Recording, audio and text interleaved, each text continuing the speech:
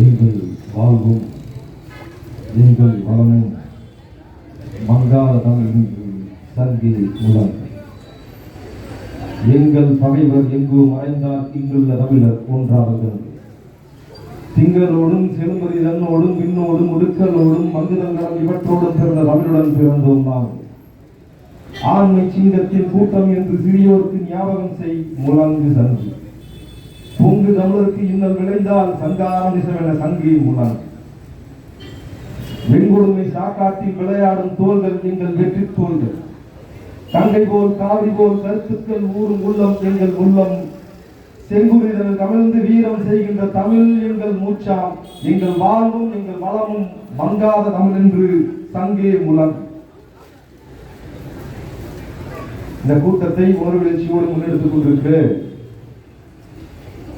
சேலம் மேற்கு சட்டமன்ற தொகுதியின்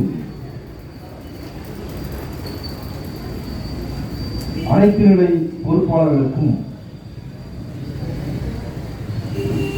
எங்கள் அண்ணன் செந்தமிழன் சீமான் அவர்களால் காணப்பட்டு இந்த 2026 சட்டமன்ற தேர்தலில் சேலம் மேற்கு சட்டமன்ற தொகுதியின் வெற்றி வேட்பாளராக இங்கே அமர்ந்திருக்கக்கூடிய சகோதரர் சுரேஷ்குமார் அவர்களுக்கும் சீமானின் தம்பிகள் இந்த தெருமுனையில் நின்று கொண்டு என்ன பேசிவிடப் போகிறார்கள் என்று ஆங்காங்கே ஏதோ மூலையில் தேநீர் கடையில் அமர்ந்து இந்த பிள்ளைகளின் செய்திகளை செவிவழியாக உள்வாங்கிக் கொண்டிருக்கும் எங்கள் பெற்றோர்கள் உடன் பிறந்தார்கள். எங்கள் அண்ணன்மார்கள், அக்காமார்கள், அம்மாமார்கள், உங்கள் அனைவருக்கும் எனது புரட்சி வணக்கங்கள்.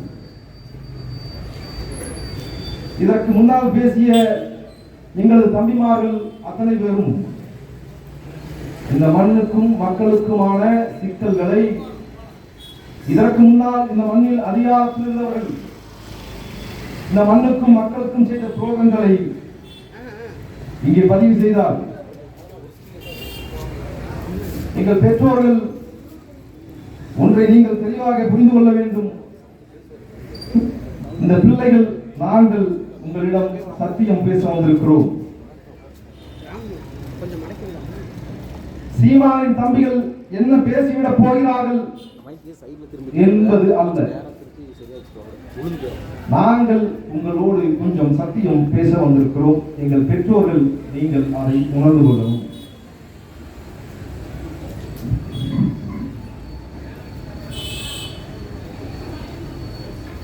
இதுவரைக்கும் இந்த மண்ணில் அதிகாரத்தில் இருந்தவர்கள் திமுக, அதிமுக, காங்கிரஸ், பாரதிய ஜனதா இன்னவர கட்சிகள் இதுவரைக்கும் இந்த மண்ணில் அதிகாரத்தில் இருந்தவர்கள், அதிகாரத்தை செலுத்தியவர்கள், அதிகாரத்தில் பங்கு வகித்தவர்கள் என்று எத்தனையோ கட்சிகள் இந்த சிவராபுரம் மண்ணில் கூட்டம் நடத்தியிருக்கும்.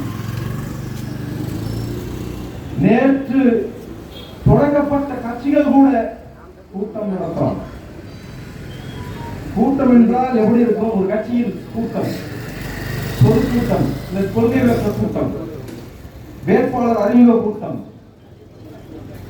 ஒரு கட்சியின் கூட்டம் எப்படி இருக்கும்? நேரம் மேடை அமைத்து சாலைகளை மறித்து ஹோட்டலும் கோழி பிரியாணியும் கொடுத்து சாதி கட்சியாக இருந்தால் சாதிய உணர்வை தூண்டி காசு கொடுத்து கூட்டத்தை சேர்த்து மேடையில் ஆபாச நடனத்தை, மகளிரை, எங்கள் குல மாதர் மகளிரை ஆபாச நடனமாட விட்டு கூட்டம் நடத்தியிருப்பார்.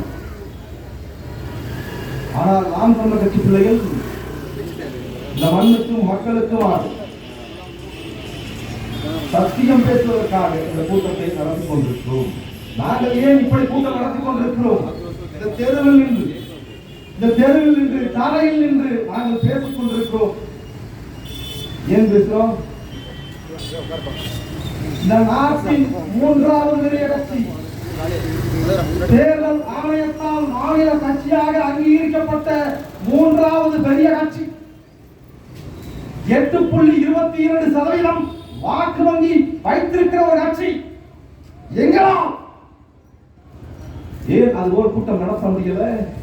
ஏன் தரையில் என்று பேசிக் கொண்டிருக்கிறோம்? எங்களிடம் காசு இல்லை, எங்களிடம் பணம் இல்லை. உடனே எங்கள் உடன் பிறந்தார்கள் இந்த திமுகவில் இருக்கக்கூடிய அதிமுகவில் இருக்கக்கூடியவர்கள் சிரிக்கிறார். ஏன் காசு இல்லாதவர்கள், வக்கத்தவர்கள், காசு இல்லாதவன் வக்கத்தவன், இவன் பேசுறான் ஆட்சியை முடிப்போம் பேசுறான், இவனுக்கு என்ன தகுதி இருக்கு? எங்கள் உடன் பிறந்தார்கள், எங்கள் அண்ணன்மார்கள், எங்கள் பெற்றோர்கள் இந்த பிள்ளையின் செய்தியை செவிவழியாக உள்வாங்கிக் கொண்டிருக்கிற மானத் தமிழர்கள், எங்கள் அம்மாமார்கள் மனச்சான்றோடு கொஞ்சம் சிந்தித்து பாருங்கள். தமிழ்நாட்டின் மூன்றாவது பெரிய கட்சி 8.22% வாக்கு வங்கி வைத்திருக்கிற ஒரு கட்சி கூட்டம் நடத்துவதற்கு காசு இல்லை, தெருவில் என்று பேசுகிறோம் என்றால் இந்த கட்சியும் அதன் தலைவரும் எவ்வளவு உண்மையும் நேர்மையாக மக்களுக்காக இருக்கிறார்கள் என்பதை நீங்கள் உள்வாங்க. 0.5% வாக்கு, 1% வாக்கு, 1.5% வாக்கு வங்கி வைத்திருப்பவன் கூட திமுக அதிமுக போய் 40 கோடி 50 கோடி 100 கோடி 2 சீட்டு 3 சீட்டு 10 சீட்டு வாங்கி கோடி கோடியாக பணத்தை கொட்டி கூட்டம் நடத்தும் போது மூன்றாவது பெரிய கட்சி காசு இல்லாமல் கூட்டம் நடத்துவோம். ஆம், எங்களிடம் காசு இல்லை, பணம் இல்லை, ஐயா எங்களுக்கான பெருமை ஏனென்றால் ஆக பெரும் நேர்மையான தலைவன் எங்களால் என்பதை நீங்கள் இதிலிருந்துதான் உணரவும். எங்களிடம் பணம் இல்லை, ஆனால் எங்கள் பெற்றோர்கள் இதற்கு முன்னாடி திமுகவுக்கு வாக்களித்திருக்கலாம், அதிமுகவுக்கு வாக்களித்திருக்கலாம், ஆனால் மனச்சான்றுள்ளவர்கள் கொஞ்சம் சிந்திக்கிறோம். இந்த திமுக தொடங்கப்பட்டது எதற்காக? திராவிட முன்னேற்ற கழகத்தை தொடங்கியவர்கள் அண்ணாதுரை திமுக தொடங்கும் போது இந்த கட்சியின் நோக்கம், தத்துவம், கொள்கை, கோட்பாடு என்று அறிவித்தனர். ஏழைகளின் சிரிப்பில் இறைவனை காணலாம் என்று சொன்னார் பெருந்தகை அண்ணா.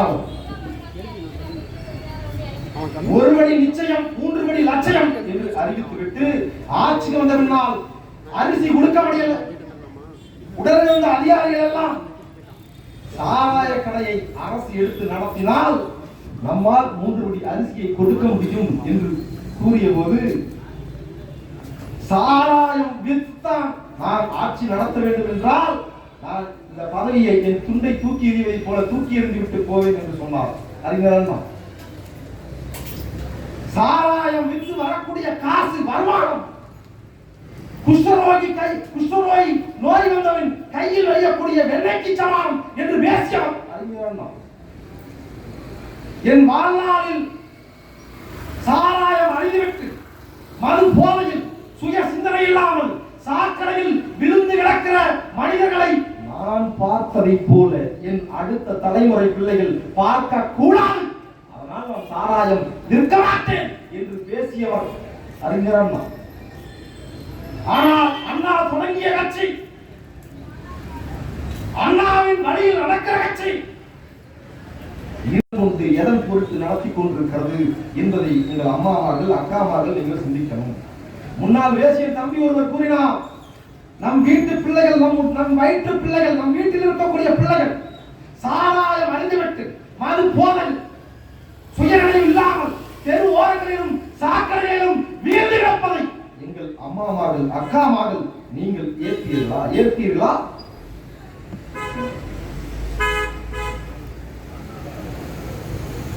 என் அடுத்த தலைமுறைகளை இதை பார்க்க கூடாது என்று பேசிய அண்ணாவின் பெயரில் அந்த அறிஞர் அண்ணா தொடங்கிய கட்சியின் ஆட்சியில் இன்றைக்கு அண்ணா எந்த தலைமுறை அதை பார்க்க கூடாது என்று சொன்னாரோ அதே தலைமுறை சாராயம் அறிந்துவிட்டு மது போதையில் சுயநினைவு இல்லாமல் சாக்கடையில் விழுந்து கிடக்கிறது.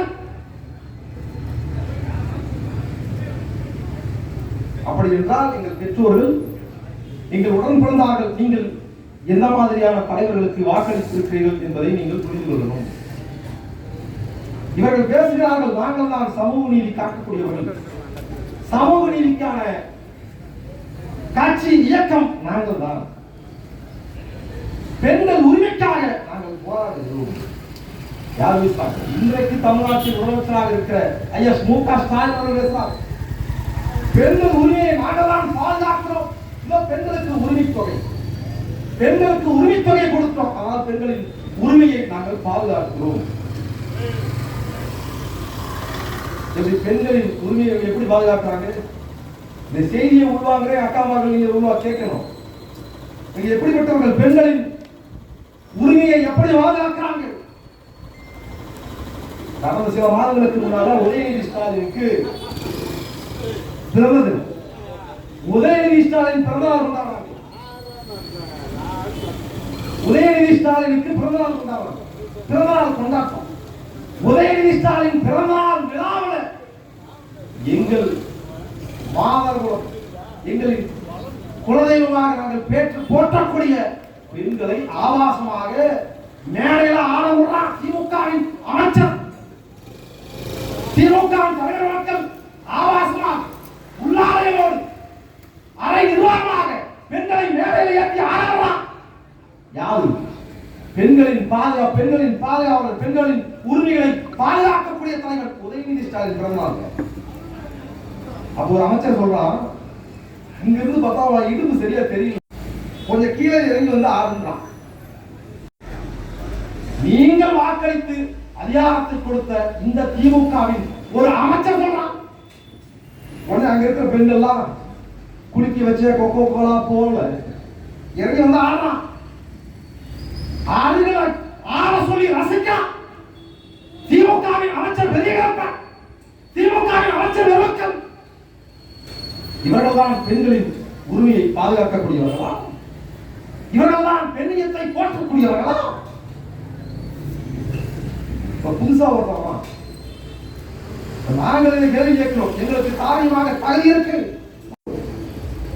புதுசா வர்றான், புதிதாக ஒரு தற்கொலை தலைவர் வர்றான், கட்சி தொடங்கி வர்றான்.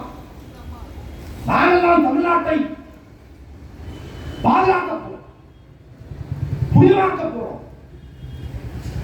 என்று பேசிட்டு வர்றான். பெண்களின் பாதுகாப்பு, நாங்கள் பெண்களை பாதுகாப்போம், பெண்கள் பாதுகாப்பு. No compromise. யார் சொல்றது? தற்கொலை கழகத்தின் தலைவராக இருக்கிற விஜய் சொல்றான். பெண்களின் பாதுகாப்பு பேசுற விஜய் கூட்டங்கள்ல, டிவிகே கூட்டங்கள்ல இதே ஆபாச நடனம் நடத்தப்படுது. விஜய்க்கு ஆதரவளிக்கிற என் தம்பிமார்கள் எவனாவது ஒருத்தர் உங்களால் மறுக்க முடியுமா? நாங்கள் பெண்களை பாதுகாப்போம், நோ காம்ப்ரமைஸ்.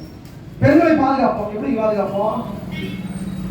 இதே திருச்செங்கோட்டுல, நம்ம ஊர் பக்கத்துல திருச்செங்கோட்டுல டிவிகேவின் பெண் நிர்வாகியாக இருக்கிற ஒரு பெண்ணிடம் அந்த கட்சியின் மாவட்ட செயலாளர், உனக்கு நான் பொறுப்பு வாங்கி தரேன், பதவி வாங்கி தரேன் ஆசை வார்த்தை கூறி அந்த பெண் நிர்வாகியின் வீட்டிற்கு இரவு 12 மணிக்கு உள்ளவா, 12 மணிக்கு வா.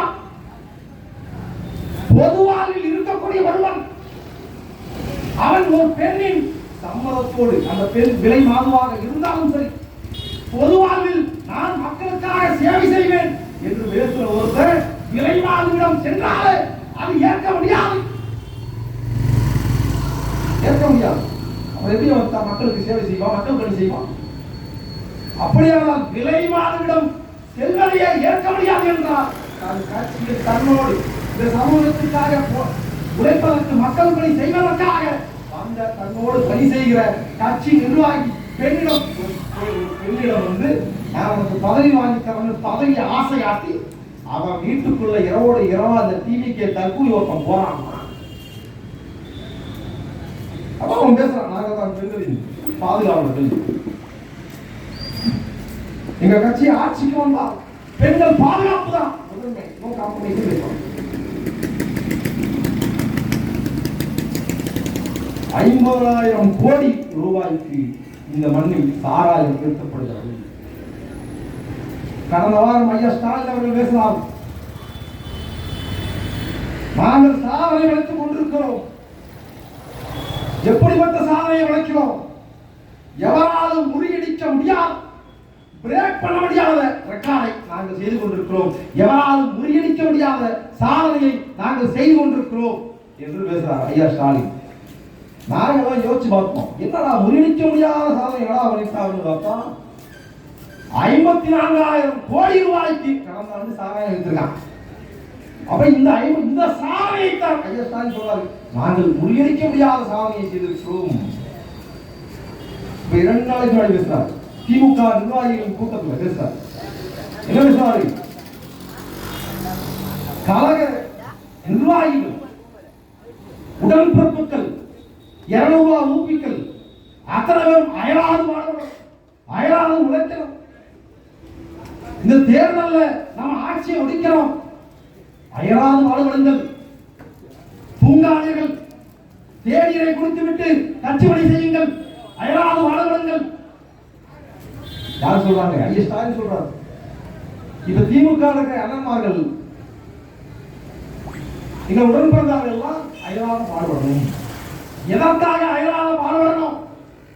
26 ஆட்சியை ஒழிக்கணும். ஆட்சியை ஒழிச்சு இந்த மண்ணில் இதுவரைக்கும் ஆட்சியில் இருந்தவர்கள் செய்யாதவையெல்லாம் திமுக செய்யும். ஊழல் லஞ்சத்தை ஒழிக்கும், சாதிய இடைவெளி, சாதி தீண்டாமையை ஒழிக்கும், பெண்களை பாதுகாக்கும், மதுவது போதையை ஒழிக்கும். இந்த மண்ணில் இருக்கக்கூடிய அத்தனை குடிகளும் சுயமரியாதையோடு தன்மானத்தோடு திமுக வாழ வைக்கும். அப்படியா? அதுக்காக உழைக்கணுமா? ஆனா உழைக்கணும். ஏன் உழைக்கணும்? கருணாநிதி முதலமைச்சர், திமுகவின் தலைவர். கருணாநிதிக்கு பின்னால் ஸ்டாலின், திமுகவின் தலைவர் முதலமைச்சர். ஸ்டாலினுக்கு பின்னால் உதயநிதி ஸ்டாலின், திமுகவின் தலைவர் முதலமைச்சர். உதயநிதி ஸ்டாலினுக்கு பின்னால் இன்னநிதி ஸ்டாலின், திமுகவின் தலைவர் முதலமைச்சர். இப்படி கருணாநிதி குடும்பத்தில் இருந்து வரவரெல்லாம் தலைவனாகவும் முதல்வராகவும் அதற்காக மானங்கெட்ட தமிழர்கள் உழைக்கணும். அதற்காக உழைக்க நான் திமுகவில் இருக்கிற சித்தப்பன் பெரியப்பட்ட கேட்கிறேன். நாங்கள் ஒன்றும் ஏதோ வேற்று இடத்துல இறங்கி வரல, வேற்று இடத்துல இறங்கி வரல. நாங்களும் என் சித்தப்பன் பெரியப்ப எங்க அப்பா எல்லாம் திமுக அதிமுக இருந்தாங்க. நாங்கள் திமுக அதிமுகவில் குடும்பத்திலிருந்து வந்த பிள்ளைகள் தான். உங்கள் பிள்ளைகள் நாங்கள் கேட்கிறோம்.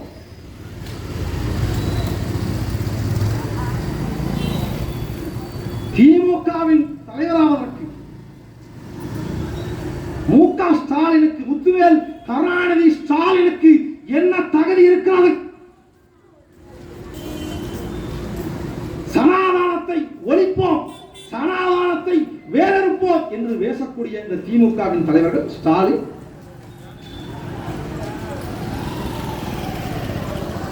எதன் அடிப்படையில் திமுகவின் தலைவரானார்? எதன் அடிப்படையில் தமிழ்நாட்டின் முதலமைச்சரானார், முதல்வரானார்? இப்போது எதன் அடிப்படையில் உதயநிதி ஸ்டாலின் துணை முதல்வரானார்? கருணாநிதியின் தவப்புதல்வர் என்கிற ஒரு தகுதியை தாண்டி மு.க. ஸ்டாலினுக்கு என்ன தகுதி இருக்கு தலைவராவதற்கு? கருணாநிதியின் பேரப்பிள்ளை ஸ்டாலினின் தவப்புதல்வன் என்கிற தகுதியை தாண்டி உதயநிதி ஸ்டாலினுக்கு தலைவனாவதற்கு என்ன தகுதி இருக்கு? துணை முதல்வராவதற்கு, முதல்வராவதற்கு உதயநிதி ஸ்டாலினுக்கு என்ன தகுதி இருக்கு? என்ன தகுதி இருக்கு? கருணாநிதியின் வீட்டில் இவர்கள் பிறந்தார்கள், கருணாநிதியின் வாரிசுகள். இதை தாண்டி இவர்களுக்கு என்ன தகுதி இருக்கிறது? சமாதானத்தை வேறறுப்போம் என்று வாயிலேயே பேசக்கூடிய இந்த தலைவர்கள் மேடையின் கீழே இருந்து கை தட்டி ரசிக்கிற எங்கள் உடன் பிறந்தார்கள், அண்ணன்மார்கள், நீங்கள் சொல்லுங்கள், சனாதானம் பிறப்பின் அடிப்படையில் ஏற்ற தாழ்வுகளை கற்பிப்பவை, பிறப்பின் அடிப்படையில் வர்ணாசிரம கோட்பாட்டு அடிப்படையில் ஏற்ற தாழ்வை கற்பித்து இவன் உயர்ந்தவன், இவன் தாழ்ந்தவன், இவன் உயர்ந்த சாதி, இவன் தாழ்ந்த சாதி என்று பிறப்பின் அடிப்படையில் தகுதியை நிர்ணயிப்பது, இதுதான் வர்ண வர்ணாசிரம கோட்பாடு சனாதனம். அப்படி என்றால் இந்த பூமி பந்தில் ஆகச் சிறந்த சனாதனவாதி கருணாநிதியின் குடும்பமும் உதயநிதி ஸ்டாலினும் மு.க. ஸ்டாலினும் தான். ஏன்? இவன் பிறப்பின் அடிப்படையில் தகுதியை தீர்மானிக்கிறான். கருணாநிதியின் குடும்பத்தில் பிறந்தவாலேயே இவனுக்கு தகுதி வந்துடும். 70 ஆண்டுகளாக திமுகவுக்கு சூரட்டி ஓட்டவன், கொடி பிடிச்சவன், அவன் உள்ள இன்றைக்கும் சூரட்டி ஓட்டுறான், கொடி பிடிக்கிறான். ஆனா கருணாநிதி குடும்பத்திலிருந்து வந்தவன்லாம் தலைவராக முடியுது, அமைச்சராக முடியுது, சட்டமன்ற உறுப்பினர், நாடாளுமன்ற உறுப்பினர், ஆசியாவின் மிகப்பெரிய பணக்கார குடும்பம். ஏன்? அவன் கருணாநிதி குடும்பத்தில் பிறந்துட்டான். கருணாநிதிக்கும் கருணாநிதியின் குடும்பத்திற்கும் இந்த மண்ணிற்கும் என்ன சம்பந்தம்? என்ன சம்பந்தம்? யார் இந்த கருணாநிதி? திமுக எதன் அடிப்படையில் ஆட்சியை ஒழித்தது? எதன் அடிப்படையில் ஆட்சியை ஒழித்தது? 67 நடந்த மொழிப்போர் ஈகியர்களின் ஈகத்தை பயன்படுத்தி, மொழிப்போர் இந்திய எதிர்ப்பு போராட்டத்தை ஸ்டிக்கர் ஒட்டி, 67 நடந்த மொழிப்போர் புரட்சியை அடிப்படையாக பயன்படுத்திக் கொண்டு ஆட்சியை பிடித்தது திமுக. எங்கள் பெற்றோர்கள் சிந்திச்சு பாரு. இதை உள்வாங்கிற எங்கள் அண்ணன்மார்கள், எங்கள் பெற்றோர்கள் மனசான்றோடு நீ சிந்திச்சு பாருங்க. மனச்சான்று என்று ஒன்று இருந்தால் நீங்கள் இதை சிந்திக்க. எப்படி? மொழிப்போர் புரட்சியை நாங்கள் தான் முன்னெடுத்தோம் என்று அவதூறு பரப்பி ஆட்சியை பிடித்த, அதை பயன்படுத்தி ஆட்சியை பிடித்த திமுக. ஆனால் இந்த மொழி செத்துவிடக் கூடாது என்பதற்காக, என் தாய்மொழி வீழ்ந்துவிடக் கூடாது, செத்துவிடக் கூடாது, 50,000 ஆண்டுகளுக்கு மூத்த தமிழ் பேரினத்தில் மொழி அழிந்துவிடக் கூடாது. ஏன்? ஒரு மொழி அழிந்தால் அந்த இனம் அழிந்து போகும். மொழி அழிந்தால் இனம் அழிந்து போகும். நீயும் நானும் வாழலாம். மொழி இல்லாமல் வாழ்ந்தால் உனக்கு எனக்கு அடையாளம் இல்லை. மொழிவழி மாநிலங்கள் எதன் அடிப்படையில் பிரிக்கப்பட்டது? இவர்கள் எல்லாம் தமிழர்கள், இவர்கள் எல்லாம் கன்னடர்கள், கன்னடத்தை தாய்மொழியாக கொண்டவர்கள், தெலுங்கை தாய்மொழியாக கொண்டவர்கள், தமிழை தாய்மொழியாக கொண்டவர்கள், மலையாளத்தை தாய்மொழியாக கொண்டவர்கள், குஜராத்தியை தாய்மொழியாக கொண்டவர்கள். மொழியின் அடிப்படையில் மாநிலங்கள் பிரிக்கப்பட்டது. உலக வரலாற்றில் இந்த பூமி பந்தில் பிரிக்கப்படுகிற நாடுகள், புதிதாக பிறக்கிற நாடுகள் அத்தனையும் மொழி வழி இனத்தின் அடிப்படையில் தான் பிரிக்கப்படுகிறது, வரையறை செய்யப்படுகிறது. மொழி இல்லைன்னு வச்சுக்கவேன். சிவதாபுரம் ஒரு ஊர் இருக்கு. இந்த சிவதாபுரம் என்கிற ஊர் யாருக்கான ஊர்? யார் வாழுகிற ஊர்? சிவதாபுரம் மான தமிழர்கள் வாழுகிற ஊர். எதை வச்சு சொல்ற? இந்த மண்ணில் வாழக்கூடியவர்கள், இந்த மண்ணில் வாழக்கூடிய மக்கள் தமிழ் பேசுகிறார்கள். அவர்களின் தாய்மொழி தமிழ். அதனால் இது தமிழர் நிலம். சிவதாபுரம் தமிழர் வாழும் தமிழர்களின் நிலம். இப்ப மொழி அழிஞ்சு போச்சு. சிவதாபுரத்தில் தமிழர்கள் தான் இருப்பான், வாழலாம். ஆனால் அவன் வாய் வழியே தமிழ் வராது. சமஸ்கிருதமும் ஆங்கிலமும் திரிந்து வேறொரு மொழியாக உருவாக்கி வேறு மொழியை நீ நானும் பேச தொடங்கிட்டோம். என்னடா பைத்தியகாரமா பேசுறோம், அது எப்படி வேறு மொழி பேசணும்னு நினைக்காது. 500 ஆண்டுகளுக்கு முன்னால் சமஸ்கிருதமும் தமிழும் திரிந்ததனால் மலையாளம் உருவானது. தமிழோடு சமஸ்கிருதம் திரியாமல் இருந்திருந்தால் இன்றைக்கு கேரளா, தமிழ்நாடு, தமிழனுக்கான நிலம், தமிழ் வாட்டன், சேரன், செங்குட்டவன் ஆண்ட பகுதி. இன்றைக்கு மொழி திரிந்ததனால் தமிழர்கள் மொழியை கலப்பு செய்து பேசியதனால், மொழி கலப்பு நிகழ்ந்ததனால் அங்கே அது மலையாளமாக உருமாறி இன்றைக்கு கேரளாவாக உருவாகிவிட்டது. அது தமிழர் நிலம் இல்லை. ஏன்? அந்த நிலத்தில் மொழி அழிந்து போனது. அங்கே தமிழர் இல்லைன்ட்டாங்க, அதனால அது தமிழ்நாடு இல்லை. அப்படியானால் இங்கேயும் நானும் வாழலாம். ஆனால் நம் வாயில் நம் தாய்மொழி தமிழ் வராமல் போனால் இது தமிழர் நிலமாக இருக்காது. அப்ப என்னவாகும்? அடையாளமற்ற ஏதிலிகளாக சொந்த நிலத்தில் ஏதிலிகளாக மாறி நிற்போம், அடையாளம் இல்லாதவர்களாக மாறி நிற்போம். இப்ப அவன் மொழிவழி மாநிலமாக பிரிக்கிறான். இந்த நிலத்தில் எந்த மொழி பேசுகிறார்களோ அவர்களுக்கான நிலம் இது. தமிழ் பேசுறாள் தமிழ்நாடு. நாளைக்கு மொழி விரிவு ஏற்பட்டு வேறு மொழி பேசுறான், மலையாளம் பேசுறான், இங்கிலீஷ் பேசுறான், இங்கிலீஷ் பேசுறான், சிவராபுரம் தமிழரின் நிலம் இல்ல. நீயும் நானும் தமிழ் பேசும் வரைக்கும் தான் இந்த மண் தமிழர் நிலம். இதை உணர்ந்துதான் மொழி அழிந்தால் இனம் அழியும், இனம் அழிந்தால் நிலம் அழியும், நீயும் நானும் எதிரிகளாக மாறுவோம். இதை அறிந்துதான் நம் முன்னோர்கள் மொழிக்காக செத்து போனான். 1933 தொடங்கி 67 வரைக்கும் நடந்த மொழி போராட்டங்களில் எண்ணற்ற மொழி போர் ஈகிகள் தன் உயிரை தியாகம் செய்தோம் இந்த மண்ணுக்காக, மொழிக்காக, உனக்கும் எனக்குமாக. அப்படி மொழிக்காக உயிர் நீத்த அந்த ஈகியர்கள் என்னவானார்கள்? மொழிக்காக செத்து போன, உனக்கும் எனக்குமாக மொழிக்காக செத்து போன காலமுத்து நடராசன், கீழப்பழவூர் சின்னசாமி, விருகம்பாக்கம் அரங்கநாதன், கீரனூர் முத்து, இவர்கள் எல்லாம் என்ன ஆனார்கள்? கீரனூர் முத்துவின் குடும்பத்தில் ஒரு கவுன்சிலர் இல்ல, தாரமுத்து வீட்டில் ஒரு கவுன்சிலர் இல்ல, நடராசன் வீட்டில் ஒரு, கீழப்பழவூர் சின்னசாமி கவுன்சிலர் இல்ல, விருகம்பாக்கம் அரங்கநாதன் வீட்டில் ஒரு கவுன்சிலர் இல்ல. ஆனால் இவர்கள் எல்லாம் மொழிக்காக செத்து போனார்கள். இந்த மொழிக்காக ஒரு குண்டூசியை கூட நகர்த்தாத கருணாநிதியின் குடும்பம் இந்த நாட்டை 70 ஆண்டுகளாக ஆள்கிறது, அதிகாரம் செலுத்துகிறது. கருணாநிதியின் குடும்பத்தில் இருக்கிற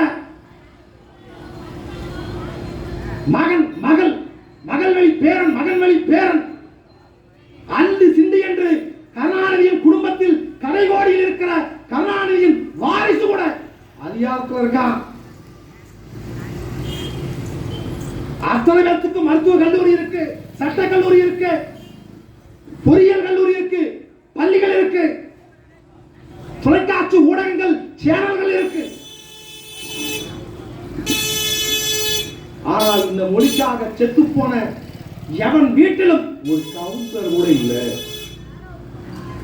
மொழி போரை தனதாக்கிக் கொண்டு ஆட்சிக்கு வந்த திமுக மொழி போரில் இறந்து போன எவன் வீட்டில் இருக்கிற ஒருத்தனை கூப்பிட்டு நீ நின்றா, மொழிக்காக அவன் தாத்தன் செத்து போனா, உன் அப்பன் செத்து போனா, திமுக உன்னை சட்டமன்ற உறுப்பினராக்கும் மான தலைவன், ஆண்மையுள்ள தலைவன் எவனாவது ஒருவன் இந்த மொழிப்போர் ஈகியர் வீட்டில் இருந்து ஒரு கவுன்சிலர் உருவாக்கியிருக்கானா?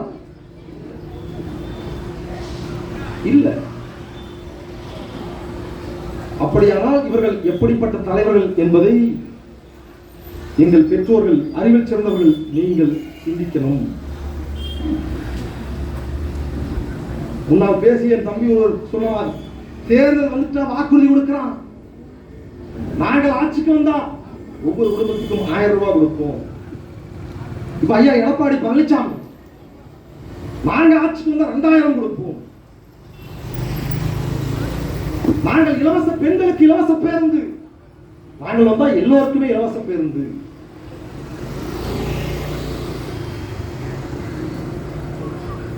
வாக்குறுதி கொடுக்கிறாங்க.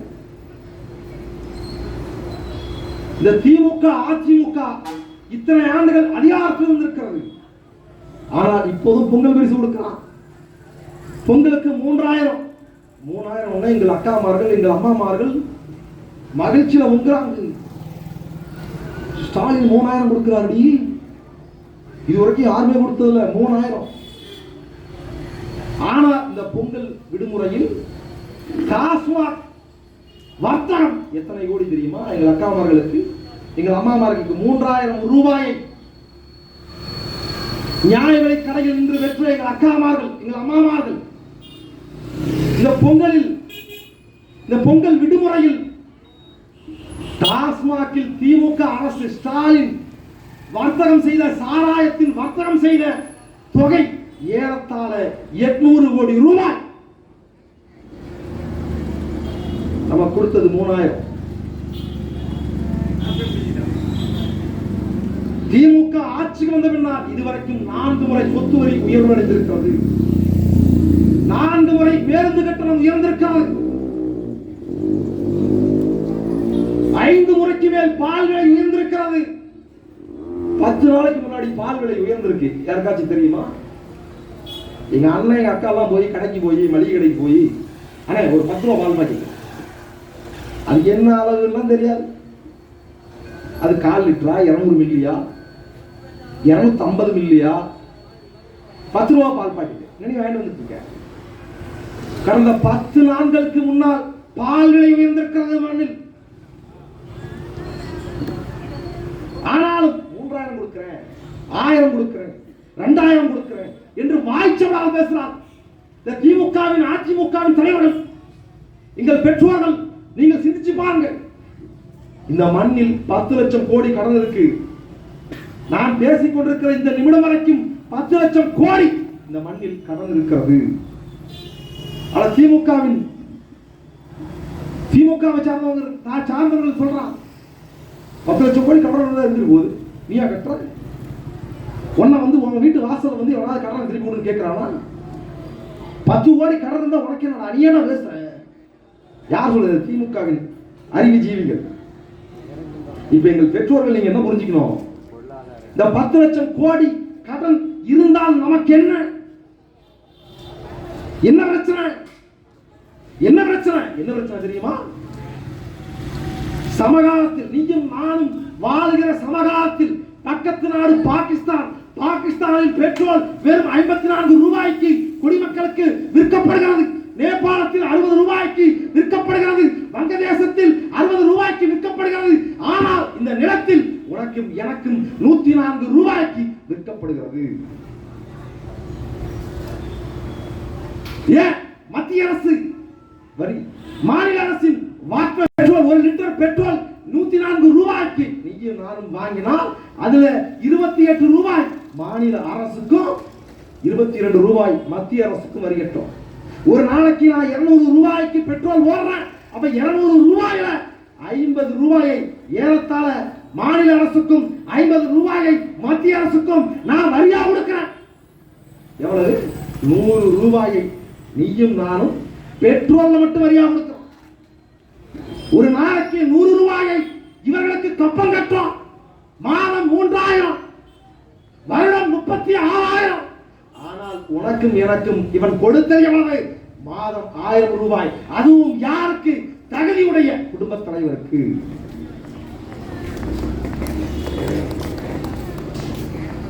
இப்ப நீ என்ன பண்ண போற?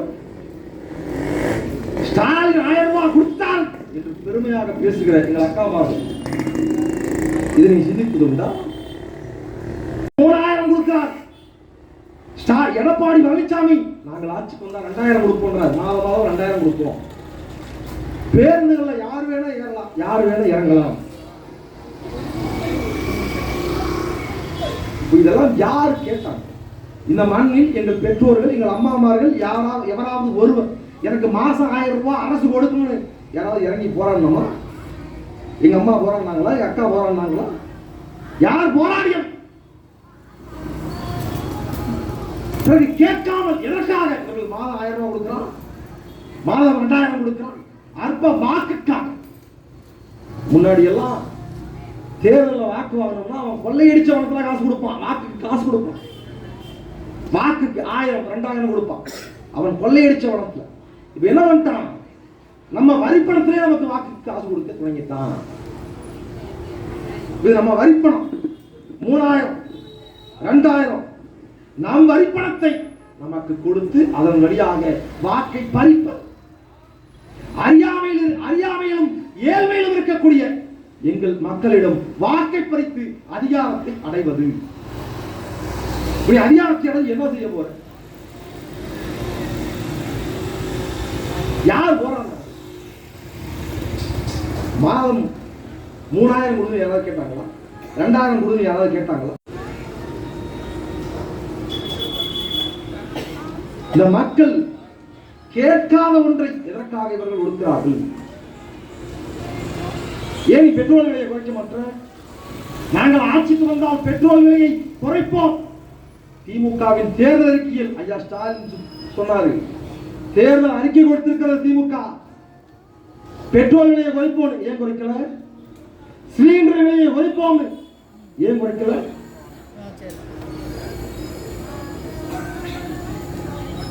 பள்ளிகளில் அரசு பள்ளியில் படிக்கக்கூடிய நம் பிள்ளைகள், நம் வீட்டு பிள்ளைகள் அரசு பள்ளியில படிக்கிறான். அரசு பள்ளியில் யார் படிப்பாங்க? வேறு வழி இல்லாமல், வாழ வழி இல்லாமல் தனியார் பள்ளியில் படிக்க வைக்க வக்கற்றவர்கள், ஏழ்மையில் இருக்கக்கூடியவர்கள் நம் பிள்ளைகளை அரசு பள்ளியில் படிக்க வைக்கிறோம். மற்றவர்கள் எல்லாம் நம் பெற்றோர்கள். நம் பிள்ளைக்கு இந்த நாட்டில் ஒரு ஒளிமயமான எதிர்காலம் காத்திருக்கிறது. நாம் ரத்தத்தை வேறையாக சிந்தியதை போல எங்கள் பிள்ளைகள் ரத்தத்தை சிந்தக்கூடாது. நான் வாழ்ந்ததை போல கல்வி அறிவு இல்லாமல் எங்கள் பிள்ளைகள் வாழ்ந்துவிடக் கூடாது என்பதற்காக காதில் இருக்கிறதையும் கழுத்தில் இருக்கிறதையும் தோட்டையும் தொங்கட்டானையும் அடக வைத்து தனியார் பள்ளியில எங்கள் பெற்றோர்கள் நீங்கள் படிக்க வைக்கிறீங்க உங்கள் பிள்ளைகளை. ஏன் தனியார் பள்ளிக்கு கொண்டு போற? இந்த திமுக வந்தா, அடுத்து ஸ்டாலின் வந்தா புடிங்கி நட்டுவாரு என்று பேசுற இந்த திமுகவில் இருக்கக்கூடிய எங்கள் அண்ணன்மார்கள், இதே சிவதாபுரம் மண்ணில் எடப்பாடி பழனிசாமிக்கும் ஸ்டாலினுக்கும் வாக்கு கேட்டு வர்ற திமுகவில் இருக்கக்கூடிய எங்கள் அண்ணன்மார்கள், நீ எதற்காக தனியார் பள்ளியில் உன் பிள்ளைய படிக்க வைக்க? பதில் இருக்கா? அரசு பள்ளியில் தரமான கல்வி கிடைக்கல, அரசு பள்ளியில் போதுமான ஆசிரியர்கள் இல்ல. தனியார் பள்ளியில் ஒவ்வொரு சப்ஜெக்டுக்கும் ஒரு ஆசிரியர் இருப்பான், ஒவ்வொரு பாடத்திற்கும் ஒரு ஆசிரியர் இருப்பான். ஆனால் அரசு பள்ளியில் ஒரே ஆசிரியர் தான் அத்தனை பாடத்திட்டத்தையும் பாடம் வகுப்பெடுக்கணும். அப்ப அங்க வாய்ப்பில்லை, பிள்ளைகளுக்கு தரமான சரியான கல்வியை கற்பிக்க வாய்ப்பில்லை. கல்வி தரம் இல்லை, பள்ளிக்கூடம் தரம் இல்லை. பள்ளிக்கூடங்களில் 10ஆம் வகுப்பு படிக்கக்கூடிய நம் பெண் பிள்ளைகள் 10ஆம் வகுப்பு படிக்கக்கூடிய மேல்நிலை பள்ளிகளில் பல பள்ளிகளில் தமிழ்நாட்டில் கழிவறை இல்லை. இன்றைக்கும் பள்ளி சுவத்துல பள்ளிக்கு பின்னாடி மரத்தடியெல்லாம் இயற்கை உபாதைகளை கழிக்க வேண்டிய அவல நிலை இந்த மண்ணில் இருக்கு. எவனாவது மறுக்க முடியுமா? தரமான கல்வி இல்ல, ஆசிரியர்கள் இல்ல, இருக்கக்கூடிய ஆசிரியர்களையும் பணி நிரந்தரம் செய்ய வக்கில்ல. ஆசிரியர்கள் போராடலாம், பணி நிரந்தரம் கோரி இடைநிலை ஆசிரியர்கள் போராடலாம். இந்த சமூகத்திற்கு அறிவை கற்பிக்கக்கூடிய ஆசிரியர் பெருமக்கள் போராடலாம், தெருவில் இறங்கி போராடலாம். அவனுக்கு பணி நிரந்தரம் செய்ய வக்கல்ல, ஊதியம் கொடுக்க வக்கல்ல. நம் பிள்ளைகள் படிக்கும் பள்ளிகளை தரம் உயர்த்த வக்கல்ல. ஆனால் மாதம் 3000 1000 ரூபாய் என்று 2000 ரூபாய் என்று வாக்குக்காக காசு கொடுக்க இவனுக்கு நிதி இருக்கா? நிதி இருக்கா? அப்ப இது குறித்து எது ஒன்றும் கவலை இல்லை, எது ஒன்றும் கவலை இல்லை. குவார்டர் கோழி பிரியாணி காசு இது கொடுத்தா போதும், இது கொடுத்தா, இது ஒண்ணு கொடுத்தா போதும். கருணாநிதி ஆகச்சிறந்த தலைவராயிரம், ஜெயலலிதா இதய தெய்வமாயிரம், ஸ்டாலின் மிகப்பெரிய தலைவராயிரம், தெய்வமாயிரம், கடவுளாயிரம்.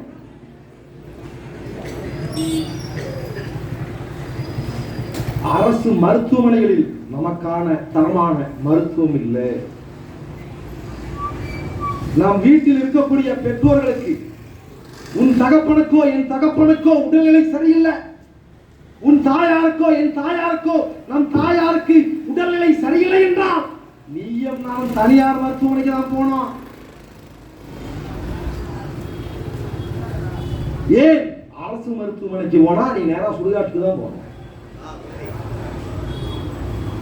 அரசு மருத்துவமனை நாங்கள் தரமாக வைத்திருக்கிறோம். சர்வதேச தரத்தில் நாங்கள் மருத்துவமனை வச்சிருக்கோம். யார் பேசுறாங்க? திமுக அதிமுக தலைவர் பேசுறான். இதோ அத்தனை மாவட்டங்கள்லையும் சூப்பர் ஸ்பெஷாலிட்டி மருத்துவமனை வந்துருச்சு. சர்வதேச தரத்தில் நாங்கள் எக்யூப்மெண்ட் இம்போர்ட் பண்ணியிருக்கோம். சுகாதார கட்டமைப்பு ஆகச்சிறந்த கட்டமைப்பாக இருக்கிறது. யார் பேசுறான்? திமுக அதிமுக பேசுறான். இதுதான் சாதனை. இதுதான் சாதனை. இந்த சாதனைக்கு யார் சொந்தக்காரர்? கருணாநிதி தான், இல்ல ஜெயலலிதா, இல்ல ஸ்டாலின், இல்ல எடப்பாடி. இதெல்லாம் சாதனை. இதுக்கு உரிமை கொண்டாடுறான். நாங்களே கேட்கிறோம், சர்வதேச தரத்திற்கு தரமான மருத்துவமனைகளை உருவாக்கிய இந்த தலைவர்களுக்கு, இந்த திமுகவை சார்ந்தவர்கள், அதிமுகவை சார்ந்தவர்கள், இந்த தலைவர் மக்கள், அவன் வீட்டில் ஆத்தாளுக்கும் அப்பனுக்கும் உடல்நிலை சரியில்லை என்றால் ஏன் அரசு மருத்துவமனையில் படுக்காமல் தனியார் மருத்துவமனையில் எதை புடுங்குவதற்கு என்ன வயிற்றுக்கு சேர்க்க பதில் இருக்கா?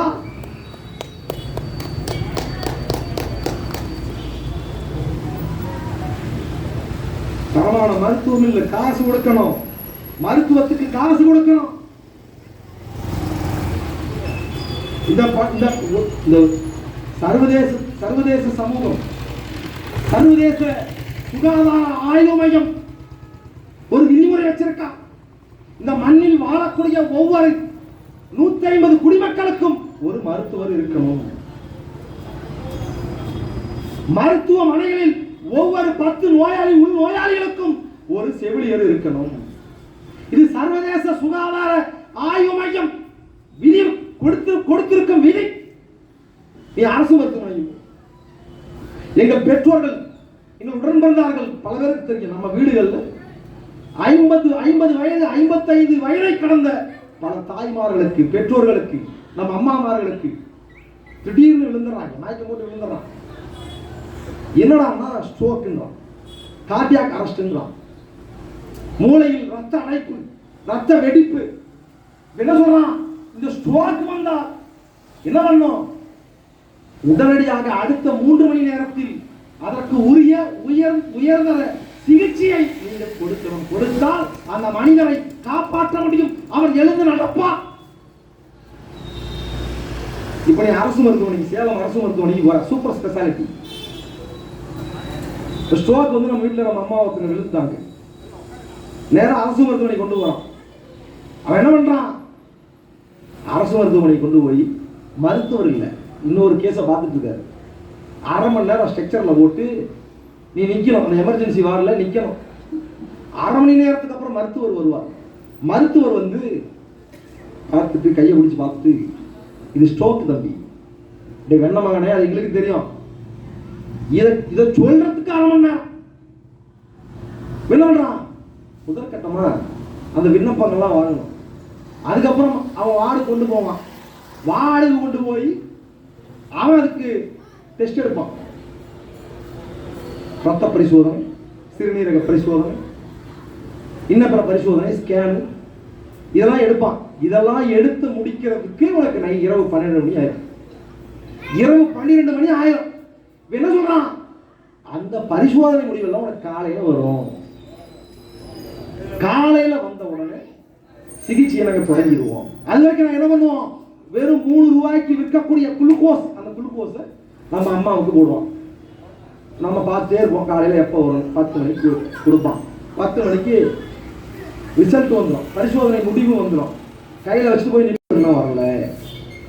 ஏன்? மருத்துவர் அவர் சொந்தமாக வர்த்தகத்துக்கு மருத்துவம் பார்த்து கொண்டிருப்பார். காலையில் அவருக்கு சொந்தமான தனியார் மருத்துவமனையில் மருத்துவம் பார்த்துட்டு தான் 11 மணிக்கு மருத்துவர் வருவான். வந்த பின்னால அவங்களுக்கு இந்த பரிசோதனை முடிவு எல்லாம் பார்த்துட்டு அதுக்கப்புறம் அந்த உயர் சிகிச்சையை அவன் கொடுப்பான். இப்ப நம்ம என்ன பண்ணிடணும்? இதெல்லாம் நடக்கும்போது, இந்த ப்ராசஸ் எல்லாம் நடக்கும் போதே சுடுகாட்டுக்கு ஆள் சொல்லி அனுப்பிச்சிடும், சொந்தக்காரங்களாம் ஆள் சொல்லி அனுப்பிச்சிடும். இல்லைன்னா நமக்கு தான் சிரமம். நாங்கள் சொல்றது சத்தியமா இல்லை. நீ திமுக அதிமுக எந்த கர்மத்தில் வேணா இரு.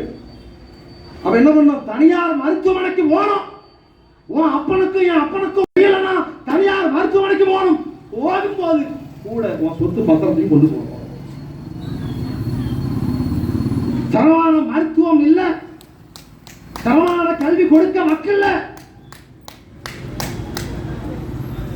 இந்த மண்ணில் அடிப்படை உரிமையாக இருக்கக்கூடிய, இந்த பூமி பந்தில் வாழக்கூடிய அத்தனை உயிர்களுக்கும் அடிப்படை உரிமையாக இருக்கக்கூடிய குடிக்கிற தண்ணீர் காசுக்கு விற்கப்படுகிறது, வர்த்தகம் செய்யப்படுகிறது. நீயும் நானும் உன் பிள்ளைக்கும் என் பிள்ளைக்கும் தரமான தண்ணீரை கொடுக்கணும், குடிநீரை கொடுக்கணும்னா காசு கொடுக்குவாங்க. அவங்கதான் கார்பரேஷன் வாட்டர் வருது இல்ல, மேட்டூர்ல இருந்து மேட்டூர் தண்ணி வருது இல்ல, நீ நினைக்கிற நீ ஆய்வகத்துக்கு கொண்டு போ. உன் பிள்ளைக்கும் என் பிள்ளைக்கும் கொடுக்கக்கூடிய இந்த தண்ணீரை குடிநீரை மனிதர்கள் அருந்துவதற்கு குடிப்பதற்கு பயன்படுத்துவதற்கு தகுதியுள்ள குடிநீரா என்பதை நீ ஆய்வகத்துக்கு கொண்டு போ. தண்ணி குடிக்கிறாங்க, எங்க வீட்டுல எங்க அம்மா தண்ணி குடிக்கிறாங்க, குடிக்கிற தண்ணி குழாயில, இந்த அரசு வழங்கக்கூடிய குடிநீர் குழாயில தண்ணி குடிக்கிறாங்க. ஒரு உரத்தை பிடிச்சி வச்சா தண்ணி மஞ்சளா 5 நிமிஷத்துக்கு அப்புறம் குடத்துக்கு கீழே கால் உடம் குப்பை மண்ணு. சிவதாபுரத்தில் இருக்கிற அண்ணன்மார்கள், எங்க அக்காமார்கள், நீங்க மறுக்க முடியுமா இதை? இப்ப மருத்துவமனைக்கு போறோம், பிள்ளைக்கு உடம்பு சரியில்லை, மூளை காய்ச்சல் என்றான், வைரல் காய்ச்சல் என்றான், டெங்குன்றான், மருத்துவமனைக்கு போறோம், மருத்துவர் சொல்றான் நீங்க தண்ணியை சுத்தமான தண்ணியை கொடுக்குறீங்க. சுத்தமான தண்ணிக்கு நாங்க எங்க போறது? இப்ப கருணாநிதி வீட்டில் இருக்கக்கூடியவன், கருணாநிதியின் பிள்ளைகள் பேரப்பிள்ளை, ஸ்டாலினின் பிள்ளைகள் பேரப்பிள்ளைகள் அத்தனை பேரும் மினரல் வாட்டர் குடிக்கிறான், ஸ்பிரிங் வாட்டர் குடிக்கிறான். எடப்பாடி பழனிசாமி வீட்டுல அவன் பிள்ளை பேரப்பிள்ளை ஸ்பிரிங் வாட்டர் குடிக்கிறான், மினரல் வாட்டர் குடிக்கிறான். ஆனால் உனக்கு எனக்கும் அற்ப ஃபில்டர் வாட்டர் லிட்டர் 20 ரூபாய் காசு கொடுத்து வாங்குறோம்ல, லிட்டர் 20 ரூபாய். அது ஸ்பிரிங் வாட்டர் இல்ல, மினரல் வாட்டர் இல்ல, சாதாரண ஃபில்டர் வாட்டர். இதே காவிரி ஆற்றல் எடுத்து வடிகட்டி கொடுக்கிற தண்ணீருக்கு லிட்டருக்கு 20 ரூபாய்.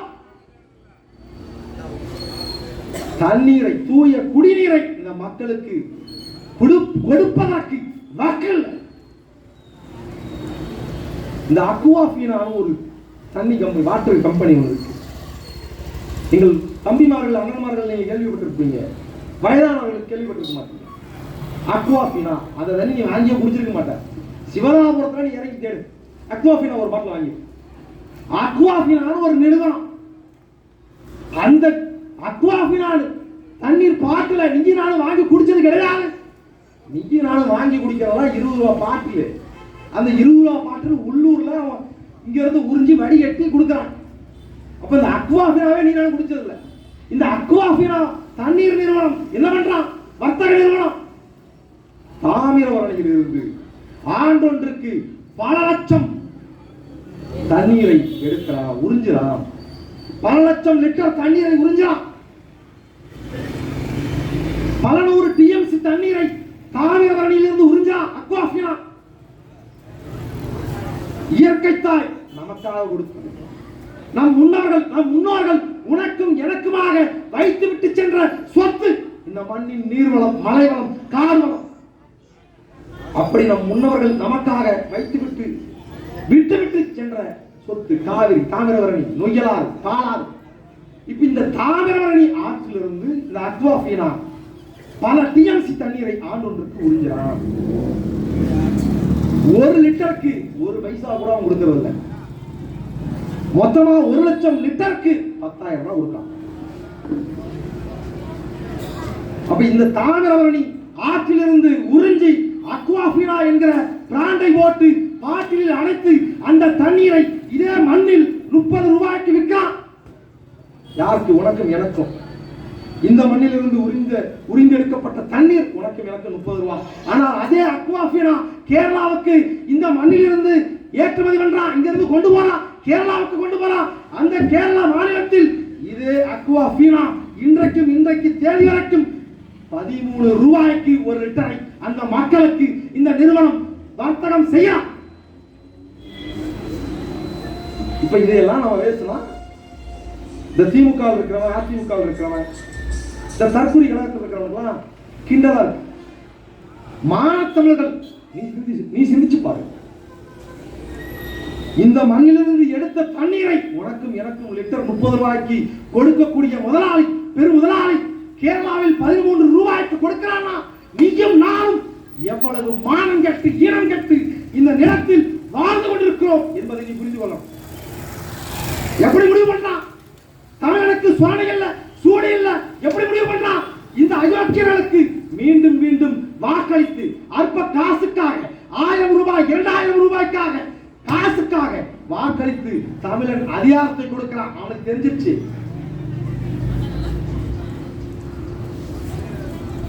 எவனாவது ஒரு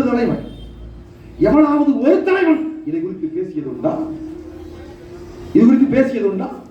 நீ போய் இணையத்தில் தேடு.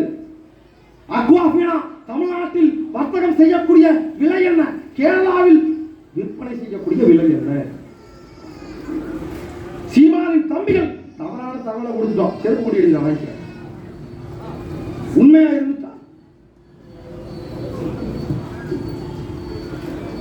அப்ப எப்படிப்பட்ட ஆட்சியாளர்களுக்கு நீங்களும் நானும் வாழ்ந்து கொண்டிருக்கிறோம், வாக்களித்து அதிகாரத்தை கொடுத்திருக்கிறோம் என்பதை நீங்கள் புரிந்து கொள்ளணும். அந்த அக்வாஃபீனா நிறுவனத்தின் முதலாளி என்ன தைரியத்தில் தமிழ்நாட்டில் 30 ரூபாய்க்கும் கேரளாவில் 13 ரூபாய்க்கும் கொடுக்கிறார். மான தமிழன் ஒருவன் இந்த மண்ணில் அதிகாரத்தில் இல்லை. அந்த தைரியம், அந்த துணிச்சல்.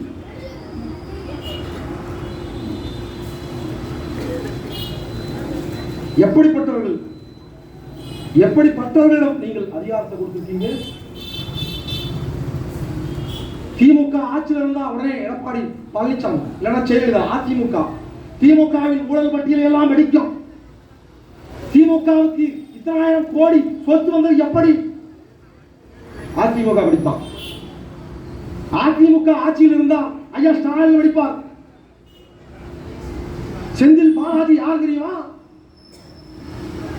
இதே காவிரி ஆற்றில் ஆற்று மணலை கனிம வளங்களை கொள்ளையடித்து பல்லாயிரம் கோடியை சுரண்டிய அயோக்கியன் கொள்ளைக்காரன் ஆகச் சிறந்த 1ஆம் நம்பர் பிராடு செந்தில் பாலாஜி. பேசியது யாரு? இதே ஸ்டாலின். 2016 சட்டமன்ற தேர்தலில் 2019 நாடாளுமன்ற பேசியது, கரூர் மண்ணில் நின்று பேசியது இதே ஸ்டாலின். இவன் அவனுடைய ஊழல் பட்டியல் படிப்பான். நம்ம பெற்றோர்கள் 2 பேர்ட்டையும் காசு வாங்கிட்டு அவன் ஓட்டு போட்டாங்க. அறிவில் சிறந்த எங்கள் பெற்றோர்கள், நீ ஒன்று சிந்திச்சு பாரு, இவர்கள் எப்பேற்பட்டவர்கள். ஒரே ஒரு செய்தி சொல்லட்டுமா? கடந்த 2024ஆம் ஆண்டு கோவை மாவட்டம் வெள்ளூர் என்கிற பகுதியில் ஒரு குப்பை கிடங்குங்க. இந்த மாநகராட்சி எல்லாம் கொண்டு போய் குப்பையை கொட்டுவான். குப்பை கிடங்குனா திறந்த வெளியில இருக்கும். நம்ம ஊர் கிச்சி வழக்கில் இருக்கு பாத்தீங்கல்ல, அந்த மாதிரி ஒரு குப்பை கிடங்கு, குப்பையை கொட்டுற இடம். வெள்ளூர் குப்பை கிடங்கு தீ பிடிச்சிருச்சு. ஏன்னா குப்பை கிடங்குல தீ பிடிக்கிறது ஒரு பெரிய விஷயமா? அது செய்தி இல்ல. என்ன செய்தின்னா, அந்த கோயம்புத்தூர் வெள்ளூர்ல குப்பை கிடங்குல தீ பிடிச்சிருச்சு. அந்த தீயை அணைக்க ஸ்டாலின் அரசு, திமுக அரசு 11 நாளா போராடுறான். தமிழ்நாட்டில் இருக்கக்கூடிய தீயணைப்பு துறைகளில் ஆகச்சிறந்த வீரர்கள் தமிழ்நாடு அரசின் தீயணைக்கும் மொத்த திறனையும் கொண்டு போய் இறக்குறோம். தமிழ்நாட்டில் திடீர்னு ஒரு பேரிடர் வந்துட்டா தமிழ்நாடு அரசுக்கு எவ்வளவு வலிமை இருக்குமோ அந்த வலிமையை கொண்டு போய் அங்க இறக்குறான். 10 நாள் ஆகுது, தீயை அணைக்க முடியல, தீயை அணைக்க வக்கல்ல. ஒரு குப்பையில பிடிச்ச தீய 11 நாள் அணைக்கிறாங்க. இப்ப அதுவும் செய்தி இல்லை. இப்ப என்ன செய்தி? 11 நாள் குப்பையை அணைக்க திமுக அரசு போராடுகிறது. பேரிடர் மேலாண்மை துறை அதிகாரிகள், தீயணைப்புத்துறை அதிகாரிகள், தீயணைப்புத்துறை வீரர்கள், காவல்துறை அதிகாரிகள், காவலர்கள் எல்லாம் போராடலாம். 11 நாள் போராடலாம் தீயை அணைக்க. இப்ப என்ன செய்தினா, 11 நாளாக அந்த தீயை, அந்த குப்பை கிடங்கில் ஏற்பட்ட தீயை அணைப்பதற்காக போராடி 11 நாள் கழிச்சு அணைச்சா பாருங்க. அணைச்சு முடிச்சுட்டு திமுக ஒரு அறிக்கை கொடுத்தான். இந்த தீக்கிடங்கில் ஏற்பட்ட, அதாவது குப்பை கிடங்கில், இந்த குப்பையில் ஏற்பட்ட தீயை அணைப்பதற்கு 2 கோடி ரூபாய் நாங்க செலவு செஞ்சிருக்கோம். 2 கோடி ரூபாய்க்கு வரவு செலவு தாக்கல் பண்றாங்க. ஏன்னா ஒரு குப்பையில ஏற்பட்ட தீயை அணைக்க இதுதான் 2 கோடின்னு கேட்டா, இந்த தீயை அணைக்க போராடிய அதிகாரிகள், வீரர்கள், இவர்கள் எல்லாத்துக்கும் டீ காப்பி வாங்கினதுக்கு ஒரு 50 லட்சங்க. எவ்வளவு? 50 லட்சம். அப்புறம் ஃப்ரூட்ஸ், பழங்கள், பிஸ்கட், ஸ்நாக்ஸ், இதுக்கு ஒரு 20 லட்சம். இந்த சர்ஜிக்கல் மாஸ்க், இந்த மெடிக்கல்ல போனா 2 ரூபா கொடுப்பான் பாருங்க நமக்கு, இந்த மாஸ்க் வாங்கினதுக்கு 7 லட்சம். அதுக்கப்புறம் வண்டி வாடகை இருந்தது, தண்ணியை காசு கொடுத்து வாங்கினது, இந்த தீயை அணைக்க தண்ணீரை காசு கொடுத்து வாங்கினது, இதுக்கெல்லாம் சேர்த்து மொத்தம் ஒரு 2 கோடி ரூபாய் கொடுக்குறாங்க. இப்ப நம்ம என்ன கேட்கிறோம், ஏண்டா நீ இதுக்கு அந்த தீயை அணைக்காம அந்த குப்பை எரிந்தே சாம்பலா இருக்கலாமே? ஏன்னா ஒண்ணுத்துக்கும் உதவாத குப்பையை அணைப்பதற்கு 2 கோடி செலவு பண்ணிருக்காங்க. இது அறிவிச்சிருந்த மக்கள் எவராவது ஒருவர் டீ காபி வாங்க 50 லட்சங்க, 10 நாள் டீ காபிக்கு 50 லட்சம். எடப்பாடி பழனிசாமி ஆட்சியில் இருந்த போது இதே திமுகவின் தலைவர் முத்துவேல் கருணாநிதி ஸ்டாலின் ஆளுநரிடம் போய் புகார் கொடுத்தார். எடப்பாடி பழனிசாமியும் அதானியும் கூட்டுச்சதி செய்து ஏறத்தாழ 6500 கோடி ரூபாயை ஊழல் செய்து விட்டார்கள். எதுல? நிலக்கரி. தமிழ்நாடு மின்வாரியத்திற்காக இறக்குமதி செய்யப்பட்ட நிலக்கரியில் மட்டும், நீ மொத்தமா நினைச்சாத, தமிழ்நாடு மின்சார உற்பத்திக்காக இறக்குமதி செய்யப்பட்ட நிலக்கரி இறக்குமதி செய்யப்பட்டதில் 6500 கோடி ரூபாயை அதானியும் எடப்பாடி பழனிசாமியும் ஊழல் செய்திருக்கிறார்கள். பேசியது, மனு கொடுத்தது இதே ஸ்டாலின். ஆட்சிக்கு வந்துச்சு திமுக. ஐயா ஸ்டாலின் முதலமைச்சர் ஆயிட்டார். அவரால் சொன்னார், வெறும் 2 ரூபாய் 75 பைசாவுக்கு ஒரு யூனிட் வாங்க வேண்டிய மின்சாரத்தை எடப்பாடி பழனிசாமி 7 ரூபாய்க்கு திட்டமிட்டு வாங்கி கொண்டிருக்கிறார். அதன் மூலமாக 1000 கோடியை ஊழல் செய்திருக்கிறார். பேசியது ஸ்டாலின். தமிழ்நாடு மின் வாரியத்திற்கு ஏறத்தாழ 2 லட்சம் கோடி கடன் சுமை இருக்கிறது. இதெல்லாம் அதிமுக எடப்பாடி பழனிசாமி செய்த ஊழல். பேசியது ஸ்டாலின். இப்ப திமுக ஆட்சிக்கு வந்து 4.5 ஆண்டுகள் ஆகுது. 4.5 ஆண்டுகளில் அதானியின் மீது என்ன நடவடிக்கை எடுத்தீங்க? அதானியின் மீதும் எடப்பாடி பழனிசாமியின் மீதும் நீங்கள் வழக்கு பதியணும் என்று சட்டமன்றத்திலும் ஆளுநரிடமும் பேசிய ஐயா ஸ்டாலின் அவர்கள் இன்றைக்கு அதானியின் மீது ஏன் வழக்கு பதியல? வழக்கு பதியல. ஆனா என்ன பண்ணாரு? கடந்த 2024ஆம் ஆண்டு அதானியை ரகசியமாக சென்னைக்கு வரவழைத்து ரகசியமாக மீட்டிங் போட்டது எதற்காக? 6500 கோடியை அதானி ஊழல் செய்தார் என்றார். ஊழல் குற்றவாளி, அயோக்கியன். அயோக்கியனுக்கு இருட்டில் என்ன வேலை என்ற மாதிரி, யோக்கியனுக்கு இருட்டில் என்ன வேலை என்ற மாதிரி அயோக்கியன் அதானியிடம் ஸ்டாலினுக்கு என்ன வேலை? ஏன் இதுவரைக்கும் அதானியின் மீது நீங்கள் குற்றப்பத்திரிகை தாக்கல் பண்ணல? ஏன் எஃப்ஐஆர் பதிவு பண்ணல? ஏன் அதற்கு பின்னால் இதுவரைக்கும் அதை ஆய்ந்து பேச மறுக்கிற? எடப்பாடி பழனிசாமி சட்டத்திற்கு புறம்பாக வெறும் 2 ரூபாய் 75 பைசாவுக்கு வாங்க வேண்டிய யூனிட் மின்சாரத்தை 7 ரூபாய்க்கு வாங்குகிறார் என்று குற்றம் சாட்டிய ஸ்டாலின் இன்றைக்கும் அதே நிறுவனம், அதே ஒப்பந்ததாரர்களிடம் அதே 7 ரூபாய்க்கு ஏன் வாங்க? பதில் இருக்கா?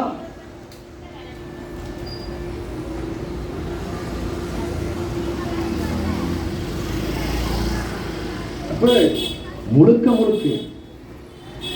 அரசு துறை நிறுவனங்கள் அத்தனையும் ஊழல்மயமாகி போனது. போக்குவரத்து துறை 2.5 லட்சம் கோடி கடன் சுமை, மின்வாரியம் 2 லட்சம் கோடி கடன் சுமை. அரசு நிறுவனங்களாக இருக்கக்கூடிய அத்தனை நிறுவனங்களும் கடன் சுமையில் இருக்கிறது. நம் பிள்ளைக்கு கல்வி கொடுக்க முடியல. ஏன் அரசு வழியில் தரமான கல்வியை கொடுக்க மறுக்கிறார்கள்? ஏன் ஆசிரியர் நியமிக்க மாட்டான்? மாதம் 1000 ரூபாய் காசு கொடுக்க இருக்கிற காசு ஏன் அரசு வழி ஆசிரியர்கள் நியமனத்துக்கு இல்லை? ஏன்னா ஆசிரியர்களை நியமித்தால், உரிய ஆசிரியர்களை நியமித்தால் அங்கே கல்வி கிடைக்கும். உன் பிள்ளையும் என் பிள்ளையும் அங்கே போய் சேர்த்துருவோம். தனியார் பள்ளிக்கு சேர்க்க மாட்டோம், தனியார் பள்ளியில சேர்க்க மாட்டோம். இப்ப அவனுக்கு என்ன பிரச்சனை? இந்த மண்ணில் தனியார் பள்ளிகளை வைத்து கல்வியை வர்த்தகம் செய்வது. இதே திமுக அதிமுகவின் தலைவர் மக்கள், இதே சிவதாபுரத்துல, இதே சேலம் மாவட்டத்துல இந்த மண்ணில் தனியார் பள்ளி ஒன்று தொடங்கப்படுகிறது, தனியார் கல்லூரி தொடங்கப்படுகிறது என்றால் இந்த திமுக அதிமுக தலைவர்களின் பங்கில்லாமல், இவர்கள் பங்குதாரர்களாக இல்லாமல் கல்வி நிறுவனங்கள் தொடங்கப்படுவதில்லை, தொடங்க முடியாது. அவன்தான் கல்வியை வர்த்தகம் செய்யலாம். இப்ப அரசு பள்ளியை தரம் உயர்த்திட்டால் தனியார் பள்ளியில் வர்த்தகம் செய்ய முடியாது, கல்வியை வியாபாரம் பண்ண முடியாது. திட்டமிட்டு அரசு பள்ளியை தரம் உயர்த்தாமல் இருக்கிறார்கள். ஆண்டொன்றுக்கு 35,000 கோடி பள்ளி கல்வித்துறைக்காக உன் வரிப்பணமும் என் வரிப்பணமும் ஒதுக்கப்படுகிறது. இந்த மண்ணில் ஏறத்தாழ 2,000 அரசு பள்ளிகள் இயங்கிக் கொண்டிருக்கிறது. அப்படி ஒவ்வொரு பள்ளிக்கும் ஆண்டொன்றுக்கு 1 கோடி ரூபாய் நிதி ஒதுக்கப்படுகிறது. மண்ணில் அரசு பள்ளின்னு ஒன்று இருக்கும். செய்தியை கேட்கக்கூடிய எங்கள் அண்ணன்மார்கள், எங்கள் பெற்றோர்கள், உங்கள் பிள்ளைகள் தனியார் பள்ளியில படிக்கலாம், ஆனால் மனச்சான்று என்று ஒன்று இருந்தால் நீ போய் பாரு. இந்த சிவராமபுரம் மண்ணில் இயங்கக்கூடிய அரசு பள்ளி ஆண்டொன்றுக்கு 1 கோடி அந்த பள்ளிக்கு கொடுக்கலாம். உன் வரிப்பணம் என் வரிப்பணம். ஆண்டொன்றுக்கு எப்படிப்பட்ட கட்டடத்தை உருவாக்க முடியும், எப்படிப்பட்ட தரமான கல்வியை உருவாக்க. அப்படியானால் கடந்த 10 ஆண்டுகளில் சிவராமபுரம் அரசு பள்ளிக்கு 10 நிதி ஒதுக்கி இருக்கிறார்கள். 10 கோடி ரூபாய் செலவழித்து. அப்ப இதுக்கெல்லாம் காசு இல்லை. ஆனால் வாக்குக்கு காசு கொடுக்க 1000 ரூபாய் உரிமைத்தொகை, பெண்களுக்கு இலவச பேருந்து, இனி ஆண்களுக்கும் இலவச பேருந்து, இதெல்லாம் கொடுப்பதற்கு இவர்களிடம் எங்கே இருந்து பணம் வந்தது? ஏன் கொடுக்கலாம்? வாக்குக்காக கொடுக்கலாம்.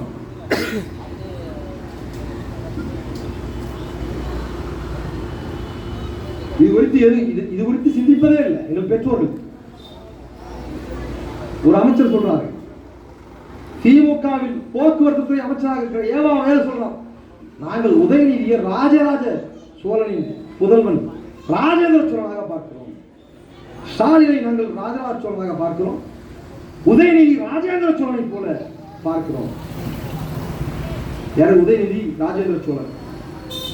Udhayanidhi Che Guevara, Udhayanidhi Fidel Castro, Udhayanidhi ஓசிமின்.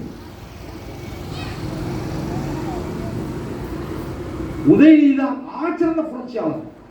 உதயநிதியை பார்க்கும்போது சேக்வேராவா தெரிகிறார். Chepauk Che Guevara, Fidel Castro, Rajendra Cholan, இதெல்லாம் உதயநிதி முகத்தை பார்த்தா ஏவாவேலுக்கு தெரியும். ஒரு இடத்துல மயில்சாமி வெளியிட்டு சொல்லுவார்களே, முகத்துல 5 எம்ஜிஆர், 8 சிவாஜி, 10 ரஜினிகாந்த், 12 கமலஹாசன் தெரியாருங்க அப்படின்னா, அந்த மாதிரி உதயநிதியை பார்த்தா இந்த முகமெல்லாம் திமுக தெரியுது. ராஜேந்திர சோழனை போல தெரிகிறார். யார் ராஜேந்திர சோழன்? எங்கள் மக்கள் ராஜேந்திர சோழனின் வரலாறு படிச்சிருக்கியா நீ? திமுகவில் இருக்கக்கூடியவர்கள் ராஜேந்திர சோழனின் தெரியுமா? தன் வாழ்நாளில் இறுதி மூச்சு வரைக்கும் போர்க்களத்திலேயே வாழ்ந்து கழித்த ஒரு பெரும் மாபெரும் மன்னன் ராஜராஜ சோழன். ராஜேந்திர தான் சந்தித்த போர்களில் ஒரு போரில் கூட தோல்வியே அடையாத மாவீரன் ராஜேந்திர சோழன்.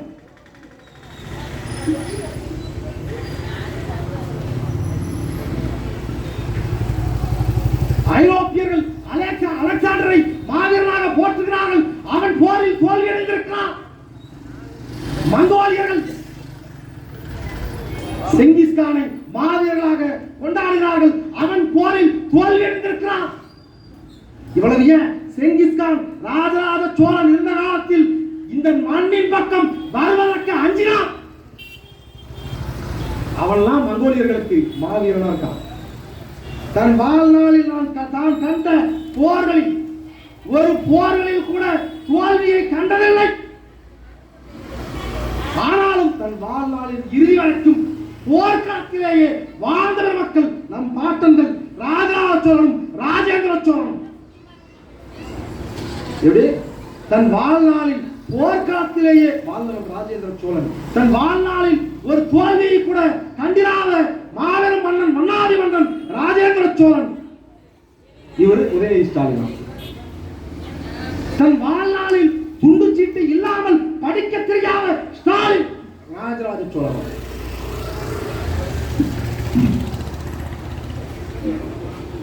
இந்த ராஜேந்திர சோழன் இருக்காருல உதயநிதி ஸ்டாலின், அவர் ஒரே ஒரு முறை இந்த மண்ணின் சிக்கல் குறித்து, வரலாறு குறித்து, மொழியின் தொன்மை குறித்து, சிறப்பு குறித்து, தமிழர் வரலாறு குறித்து, அவர்களே சொல்லுகிற ராஜராஜ சோழன் குறித்து, ராஜேந்திர சோழன் குறித்து இந்த வரலாறுகளை ஒரே ஒரு முறை சொல்லு. ஏன்னா ராஜேந்திர சோழன் வரலாறு தெரியாதவன் எல்லாம் ராஜேந்திர சோழனா தன் வாழ்நாளில் இறுதிவரைக்கும் தமிழர் நிலத்திற்காக, தமிழர் இனத்திற்காக போரில் நின்ற ராஜேந்திர சோழன் எங்க தன் வாழ்நாள் முழுமைக்கும் நயன்தாராவோடு எங்க யாரா உதயநிதி? மொழிப்போர் தியாகியா? காலமுத்துவா? நடராசனா? கீழப்பழம் சின்னசாமியா? விருகம்பாக்கம் அரங்கநாதனா? யார் இந்த உதயநிதி? கால கொடுமை.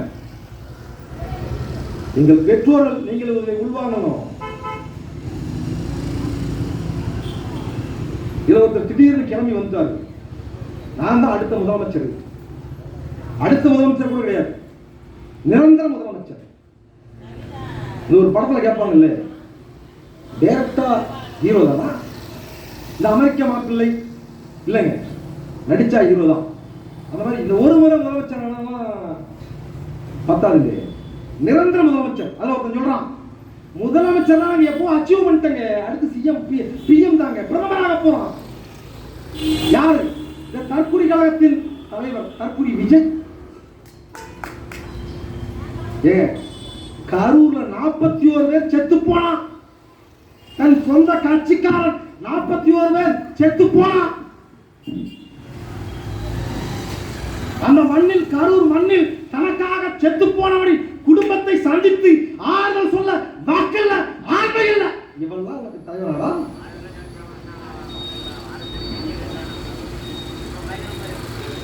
சிபிஐ விசாரணை, கரூர் மரணம் தொடர்பாக சிபிஐ விசாரணை கேட்கிறாங்க. நீங்க கரூருக்கு வருவதாக சொன்ன நேரத்திலிருந்து ஏன் 7 மணி நேரம் தாமதம்? நாமக்கல்லில் இருந்து கரூர் வருவதற்கு ஏன் 7 மணி நேரம் தாமதமானது? சென்னையிலிருந்து நாமக்கல் வருவதற்கு கேட்கிறாங்க. அவர் சொல்றாரு, சாலை வளைந்து சென்றதுனால எனக்கு தாமதம் ஆயிடுச்சுங்க அப்படின்னாரு. இப்ப நம்ம என்ன கேட்கிறோம்? நீங்க சென்னையிலிருந்து நாமக்கல் வந்து இருந்து கரூர் வருவதற்கு சாலை வளைவு தாமதம் ஆயிடுச்சு. அப்ப கரூர்ல 41 பேர் செத்த உடனே வெறும் 3/4 மணி நேரத்தில் இருந்து சென்னை நோக்கி ஓடி போன போது சாலை வளைவு நெளிவா இல்லையா? ஏன்னா உனக்கு அங்கிருந்து வரும்போது வளைவு நெளிவாக இருந்த சாலை இங்கிருந்து சென்னைக்கு ஓடும்போது கரூர்ல இருந்து திருச்சி விமான நிலையம், திருச்சி விமான நிலையத்திலிருந்து சார்ட்டர் பிளைட்ல தனி விமானத்துல சென்னை போய் இறங்குறார். 3/4 மணி நேரம். சம்பவம் நடந்து 45 நிமிடத்தில் சென்னையில போய் இறங்குறார். இப்ப உங்களுக்கு சாலை வளைவு நெளிவா இல்லையா? இத சினிமாவில் வசனம். திரும்பி போற ஐடியாலாம் இல்ல ப்ரோ. எங்க ப்ரோ? கரூருக்கா ப்ரோ? திரும்பி போற ஐடியா இல்ல ப்ரோ. அதான் பார்த்தோமே ப்ரோ, திருச்சி ஏர்போர்ட்ல நீங்க திரும்பாமையே ஓடுனீங்களே ப்ரோ. உங்களுக்கு அனுமதி கொடுக்கலங்க, கரூர் போறதுக்கு அனுமதி கொடுக்கல. ஏன்னா செத்து போனவன் கட்சிக்காரன், சொந்த கட்சிக்காரன் செத்து போயிருக்கான். அவனை சந்தித்து ஆதரவு சொல்வதற்கு எதற்கு அனுமதி? இதே சம்பவம் நாம் தமிழர் கட்சி ஒரு சம்பவம் நிகழ்ந்துருச்சு. அண்ணன் சீமான் களத்தில் இருக்காரு, காவல்துறை தடுக்கலாம், நீங்க போகாதீங்க, போட்டா மயிறு களத்துல போய் எங்க அண்ணன் சீமான் நிற்பா. காவல்துறை சொல்லிருச்சீங்க போகாதீங்க, அனுமதி இல்லை. அயோக்கிய போய் இந்த விஜய் அனுமதி கேட்கலாம் கரூர் போறதுக்கு. எங்களுக்கு வந்து மண்டபம் கொடுக்க மாட்டாங்க, யாரும் மண்டபம் கொடுக்க மாட்டாங்க. காவல் எதிர்கட்சிக்காரங்க தடுக்கிறாங்க, சரி பண்றாங்க. அதனால எங்களால போக முடியல. உனக்கு திமுக இருக்கேன், நான் மண்டபம் தரேன். யாரும் திமுக இருக்காங்க, மண்டபத்தை நான் தரேங்க, விஜய் வர சொல்லுங்க. என்ன காரணம் தெரியல. அடுத்து ஒரு அனுமதி கேட்டு கொடுக்குறாங்க. நாங்க கரூர் போறோங்க, எங்க தலைவர் கரூர் போவாரு. ஆனா என்ன பண்ணோம்? கிரீன் கேரிடர் ஏற்படுத்தி கொடுக்கணும். கிரீன் காரிடர்னா என்ன? கிரீன் காரிடர்னா சென்னையிலிருந்து கரூர் வரும் வரைக்கும் விஜய் வரக்கூடிய சாலை மார்க்கத்தில் ஒரு வாகனம் கூட குறுக்கே வரக்கூடாது, குறுக்கிடக்கூடாது. ஒரு சிக்னல் கூட சிகப்பு விளக்கு எரியக்கூடாது. அவர் அங்க 100ல கால 150ல அவர் ஆக்சிலேட்டர்ல கால வச்சார்னா கரூர் வரைக்கும் 150 அவர் கார் வரணும். எவனும் குறுக்க வரக்கூடாது. எங்கேயும் சாலை இடையூறு இருக்கக்கூடாது. இந்த கிரீன் கேரிடர் வசதி கொடுத்தீங்கன்னா எங்க தலைவர் சொன்னின்னு வந்து போயிடுவாங்க. யார சுத்தி ஆகணும். இது எப்படி இருக்கு தெரியுமா? இந்த பழைய திரைப்படங்கள்ல வில்லன் தான் நம்ம டிமாண்ட் வைப்பான். அவன் கடத்திடுவான், ஹைஜாக் பண்ணிடுவான். நீங்க என்ன பண்ணணும்? என்னை யாரும் ஃபாலோ பண்ணக்கூடாது. இதையும் சொல்றான், விஜய் பாரணத்தை யாரும் பின்தொடரக்கூடாது, ஃபாலோ பண்ணக்கூடாது. குறிப்பாக ஊடகங்கள் விஜயை நெருங்கவே கூடாது. பழைய திரைப்பட வில்லன் சொல்லுவான், ஹைஜாக் பண்ணிடுவான், யாரோ கடத்திடுவான். என்னை யாரும் பின்தொடரக்கூடாது, நான் போற வழியில யாரும் குறுக்க வரக்கூடாது. இந்த வசதியெல்லாம் நீங்க பண்ணி கொடுக்கணும். இதெல்லாம் பண்ணி கொடுத்தீங்கன்னா நான் எங்க உயிரோட விட்டுருவேன். அதுல ஒரு வில்லன் சொல்லுவாங்கல்ல, அந்த மாதிரி கிரீன் கேரியர் கொடுத்தா நாங்க கரூர் வருவோம். என்னடா இதெல்லாம் ஒரு தாயனா? நான் மக்களுக்காக நிற்பேன். நீங்கள் எல்லாம் எனக்காக திரையரங்கு வாசல்ல நின்னீங்க. நான் உங்கள் வீட்டில் வந்து நிற்பேன். யார் சொல்றது? விஜய் சொல்றாரு. நாயனை ஏற்கிறோம். ஐயா விஜய் வந்து எங்க வீட்டுல நிற்பாரு.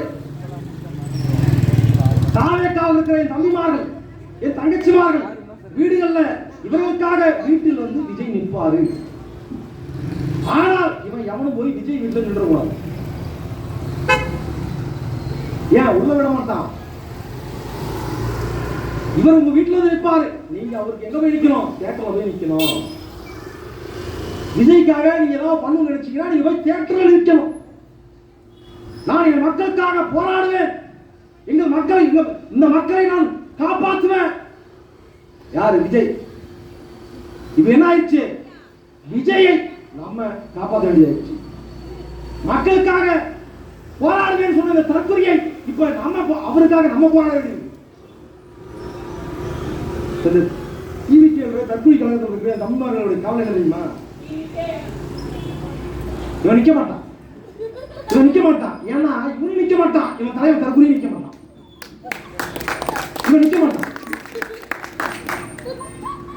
ஏன்னா வெறும் அற்ப மைக்கு, ஊடகங்களில் வெறும் 3 மைக்கை பார்த்தாலே 5 ஓடுகிற பேடி பையன் உனக்கு தலைவனா இருக்கும் போதே உனக்கு இவ்வளவு திமிர் என்றால், இந்த பூமி பந்தில் வல்லாதிக்க நாடுகள் 30 நாடுகள் எதிர்த்து நின்ற போதும் இந்த மக்களுக்காக, இந்த இனத்திற்காக பாதுகாத்திய தலைவன் பிரபாகரனை தலைவராக ஏற்றிருக்கிற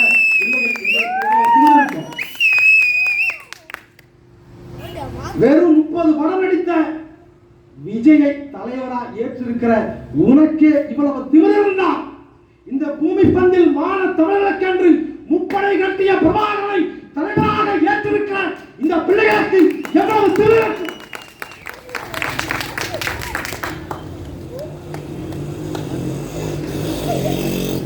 இந்த மக்கள் பிரச்சனையை பேச மக்கள் இல்லை. நாங்கள் ஊழலை ஒழிப்போம். சரி, ஊழலை யாரா பண்ணாங்க? பேச மாட்டாங்க, சொல்ல மாட்டான்.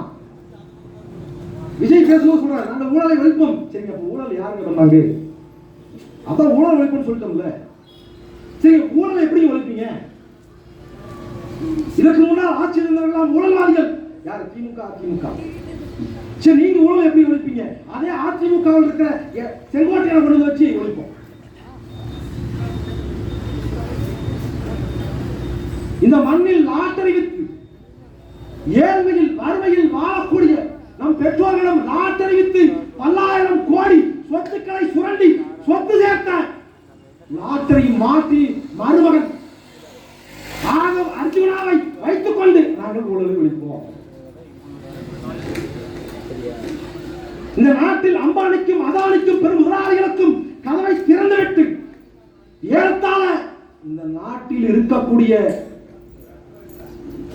சொத்துக்களில், பொது சொத்துக்களில் இந்த நாட்டில் இருக்கிற 140 கோடி மக்களின் சொத்துக்களை ஒன்று சேர்த்தா அதில் 4 பங்கு சொத்தை வெறும் 150 பெருமுதலாளிகள் வைத்திருக்கிறார்கள்.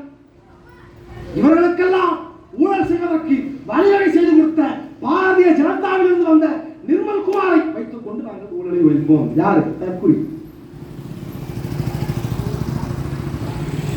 பேச மாட்டாங்க. இவ்வளவு சிக்கலை பேசுறோம்ல. சீமாவின் தம்பிகளும் இத்தனை சிக்கல்களை இங்க நாங்க பேசுறோம். கல்வி வர்த்தகம், மருத்துவ வர்த்தகம், சாராய வர்த்தகம், அடிப்படை உரிமையாக இருக்கிற தண்ணீர் வர்த்தகம், இதையெல்லாம் நாங்கள் பேசியிருக்கிறோம், பேசுகிறோம். ஒரு இடத்துல விஜய் நான் இதை பண்றேன் பேசியிருக்காரா? இப்ப நாங்க சொல்றோம், நாங்கள் இதை பேசுகிறோம். பேசுவது மட்டுமல்ல, நாம் தொடர்ச்சி ஆட்சி செயல்பாட்டு வரைவென்று சீமான் இந்த மக்களிடம் கையளித்திருக்கிறார். நீ போய் தேடி பார்த்து படி. செயல்பாட்டு வரைவு, நாம் தொடர்ச்சியின் செயல்பாட்டு வரைவு இணையத்தில் இருக்கு. நாங்க என்ன சொல்றோம்? நாம் தொடர்ச்சி அதிகாரத்துக்கு வந்தோம்.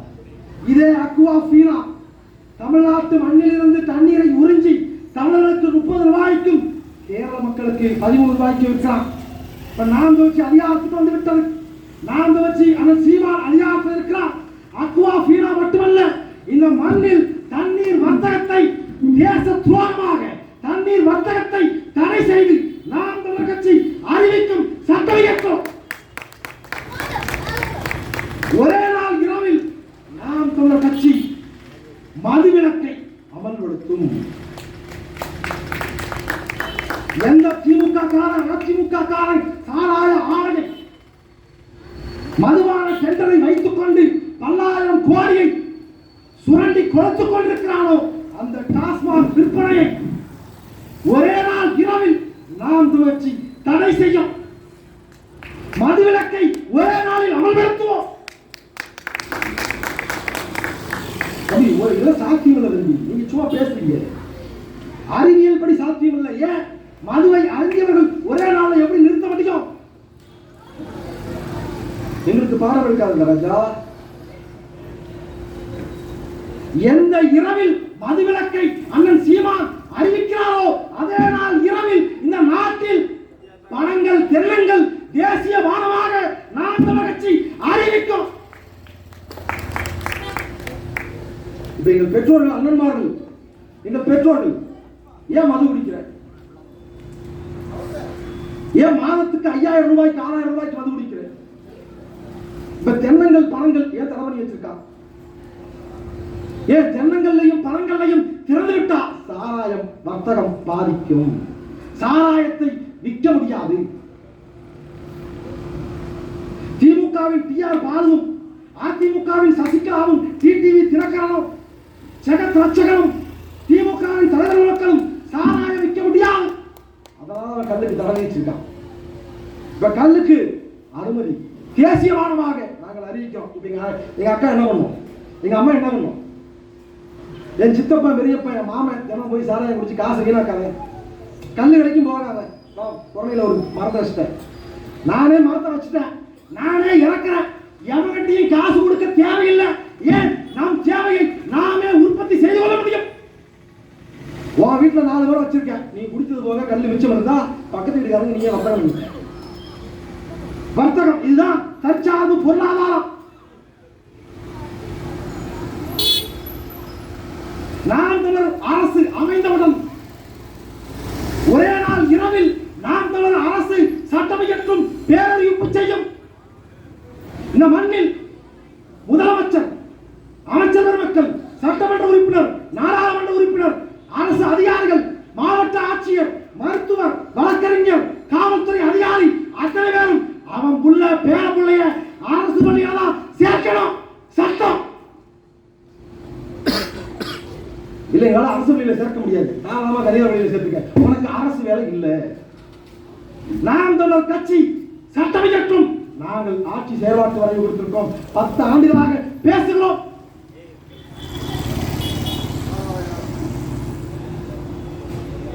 இந்த நாட்டின் முதல் குடிமகனாக இருக்கிற ஜனாதிபதிக்கு குடியரசுத் தலைவருக்கு என்ன தரமான மருத்துவம் வழங்கப்படுகிறதோ அதே தரமான மருத்துவத்தை உன் அப்பனுக்கும் என் அப்பனுக்கும் நாம் தமிழ் அரசு வழங்கும்.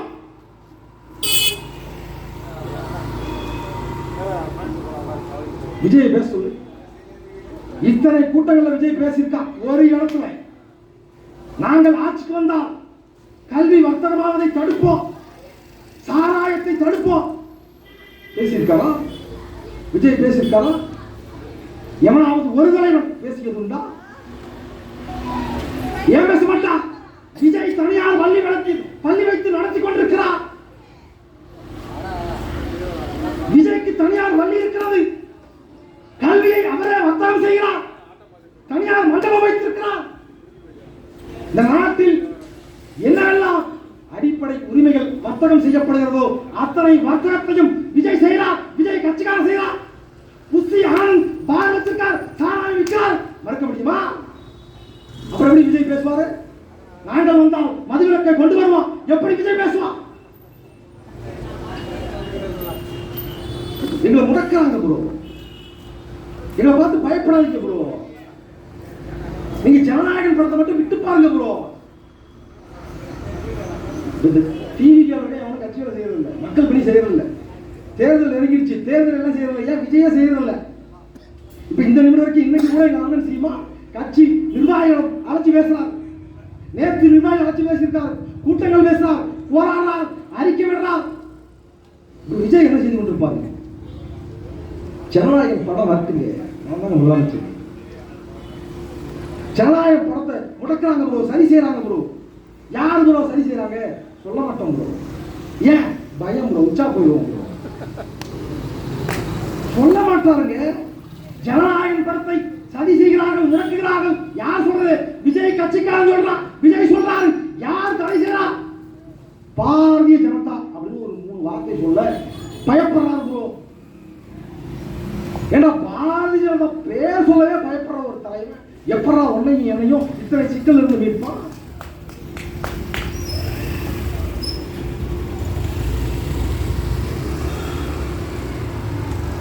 இதுல உங்களுக்கு வேற விசில் சின்னம் இவர்கள் கேட்டே வாங்கியிருக்காரு. இவங்க என்ன பண்ணிருக்காங்க? எங்களுக்கு விசில் சின்னம் தான் வேணும் கேட்டு வாங்கியிருக்காங்க. இந்த பக்காமாஸ் கட்சி தலைவர் இருக்காருல்ல, அவர் எங்களுக்கு விசில் சின்னம் வேணும் கேட்டு வாங்கியிருக்காரு. ஏன்? கேட்டவன கொடுத்தாங்க. கேட்டவன கொடுத்தாங்க. ஏன் விசில் சின்னம் விஜய் கேட்கிறாரு? என் கூட இருக்கிறவங்க விசில் அடிக்கத்தான் லாக்கி. ஏன்? 30 ஆண்டுகளாக திரையரங்கில் விசில் அடித்துக் கொண்டே இருக்கிறார்கள். விஜய்க்கு என்ன வேணும்? விஜயை பார்த்து நீ விசில் அடித்துக் கொண்டே இருக்க வேண்டும். அதனால விஜய் விசில் சின்னத்தை கேட்டு வாங்குறாரு. இப்ப தேர்தல் ஆணையம் என்ன பண்ணிட்டான்? கேட்டவன கொடுத்தான். ஏன்டா கேட்டவன கொடுத்தான்? யார் கேட்டாலும் கொடுக்க மாட்டான். இதை வாங்கி அதை வாங்கிக்கமா, அவன் போராடி தான் பெறணும். ஆனா விஜய் விசில் சின்னம் கேட்டவன ஏன் கொடுத்தான்? தேர்தல் ஆணையத்துக்கு தெரிஞ்சிருச்சு இவர்கள் விசில் அடிப்பதற்காகத்தான் ஒரு கட்சியை நடத்தி கொண்டிருக்கிறார்கள். இவன் விசில் அடிக்கத்தான் லாக்கி. அதனால விசில் சின்னம் கொடுத்தாச்சு. இதுல நம்ம தம்பிமார்கள் அண்ணன்மார்கள் வேறு. விசிலுங்கிறது ஆங்கில சொல்லுங்க. விசிலுங்கிறது ஆங்கில சொல். அதை தமிழ் படுத்துங்க. தமிழ்ல போய் இணையத்தில் தேடுங்க. நான் சொன்னா தப்பாயிரும். நான் சொன்னா தப்பாயிரும். நீ போய் தேடிப்பாரு. இப்படி ஒரு கூட்டங்க, இப்படி ஒரு கூட்டம். இதுல லயோலா மணின்னு ஒருத்தங்க, லயோலா மணின்னு ஒருத்தன் உருவை கேள்வி பண்ணக்கூடாதுன்னு பாக்குறேன் நான். இதுக்கு நம்ம பண்ணதில்லை, பண்ண மாட்டோம். ஆனா அவன் பேசுறாங்க. இந்திக்கு எதிராக எங்க தளபதி போராடி இருக்காரு. என்ன போராடினாரு? இங்கிலீஷ் பீஸ் வேணாண்டி, இந்தி திணிப்பு வேணாண்டி, தமிழில் மட்டுமே கரகாட்டம் ஆடுவோமேடின்னு பாடியிருக்காருல்ல, போராடி இருக்காருல்ல. யாரு? விஜய். இந்தி திணிப்புக்கு எதிராக விஜய் போராடி இருக்காரு. உங்களுக்கு தெரியுமா? இன்னொரு சொல்றான். அதாவது இந்த தெருவில் கதிரி போனல ஒரு தற்கொலை, இவரோட கதிரி போனால இவன மாதிரி ஒருத்தன் சொன்னா கூட கடந்துட்டு போகலாம். திமுகவின் அபிஷியல் ஸ்போர்ட் பர்சன் சொல்றான். செய்தியாளர் கேட்கிறாரு, விஜய்க்கு நாங்க ஏன் வாக்களிக்கிறோம், ஏன் அதிகாரத்தை கொடுக்கணும்? எங்க 30 வருஷம் என்டர்டைன்மெண்ட் பண்ணிருக்காங்க. 30 வருஷம் இந்த மக்களை சந்தோஷமாக மகிழ்ச்சியாக என்டர்டைன்மெண்ட் பண்ணியிருக்காருன்னா நீங்க ஆட்சி கொடுத்து பாருங்க, இதோட சூப்பரா என்டர்டைன்மெண்ட் பண்ணுவாருங்க. யாரு? விஜய் கட்சியிலிருந்து வந்து அதிகாரப்பூர்வ பேச்சாளர் சொல்றான், இப்படி ஒரு கூட்டம் நாங்கள் ஆட்சி பிடிப்போம். நாளைகள் பெற்றோர்கள் உடன் பிறந்தார்கள். நீங்கள் ஒரு உண்மையை உள்வாங்கிக் கொள்ள வேண்டும். இந்த மண்ணில் எண்ணற்ற சிக்கல்கள் இருக்கிறது. எங்கள் பெற்றோர்கள், எங்கள் உடன் பிறந்தார்கள், நீங்கள் நன்றி உணர்வோடு இருக்க வேண்டும். யாருக்கு? சீமானுக்கோ சீமானின் தம்பிகளுக்கோ அல்ல. எங்கள் பெற்றோர்கள், எங்கள் அம்மாமார்கள், எங்கள் அக்காமார்கள், எங்கள் தங்கிமார்கள் தன் வீட்டில் இருக்கக்கூடிய பிள்ளைகளுக்கு, குழந்தைகளுக்கு இந்த விஜய் டிவியில் வர மாதிரி ஒரு சூப்பர் சிங்கர் ஆகக்கூடாது. நம்ம பிள்ளை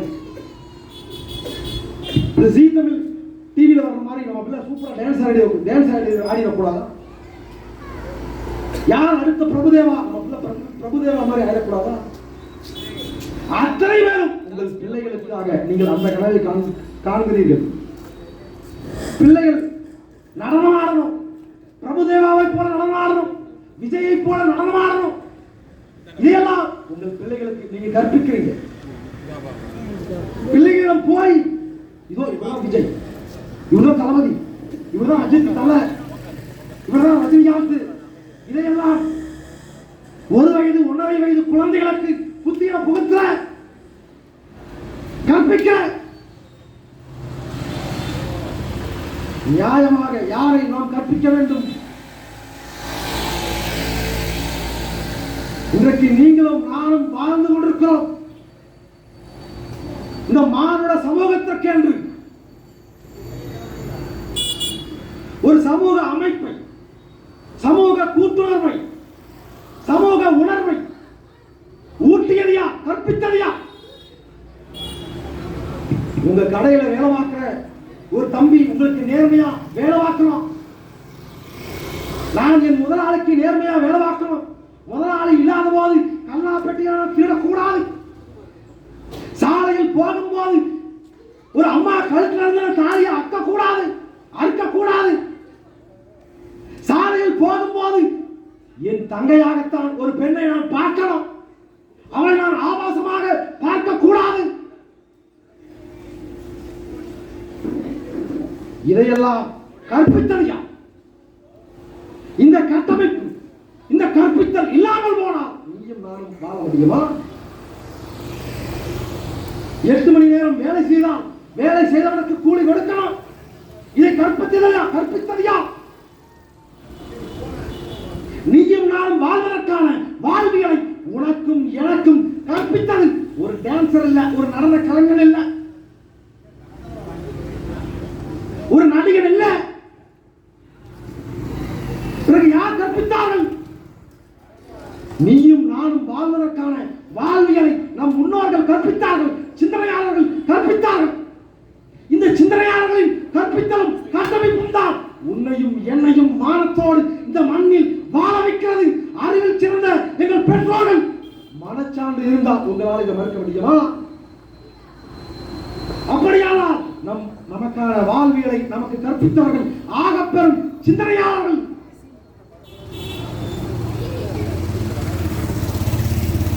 இந்த மண்ணின் ஆகச்சிறந்த சிந்தனையாளராக போற்றக்கூடிய பிளாட்டோ பதிவு பண்றான்.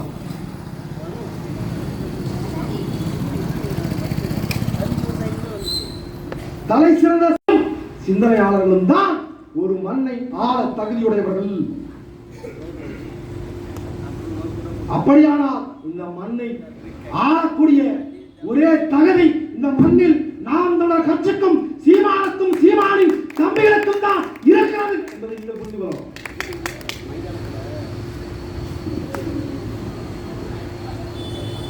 இறுதியாக ஒரு செய்தி சொல்றேன்.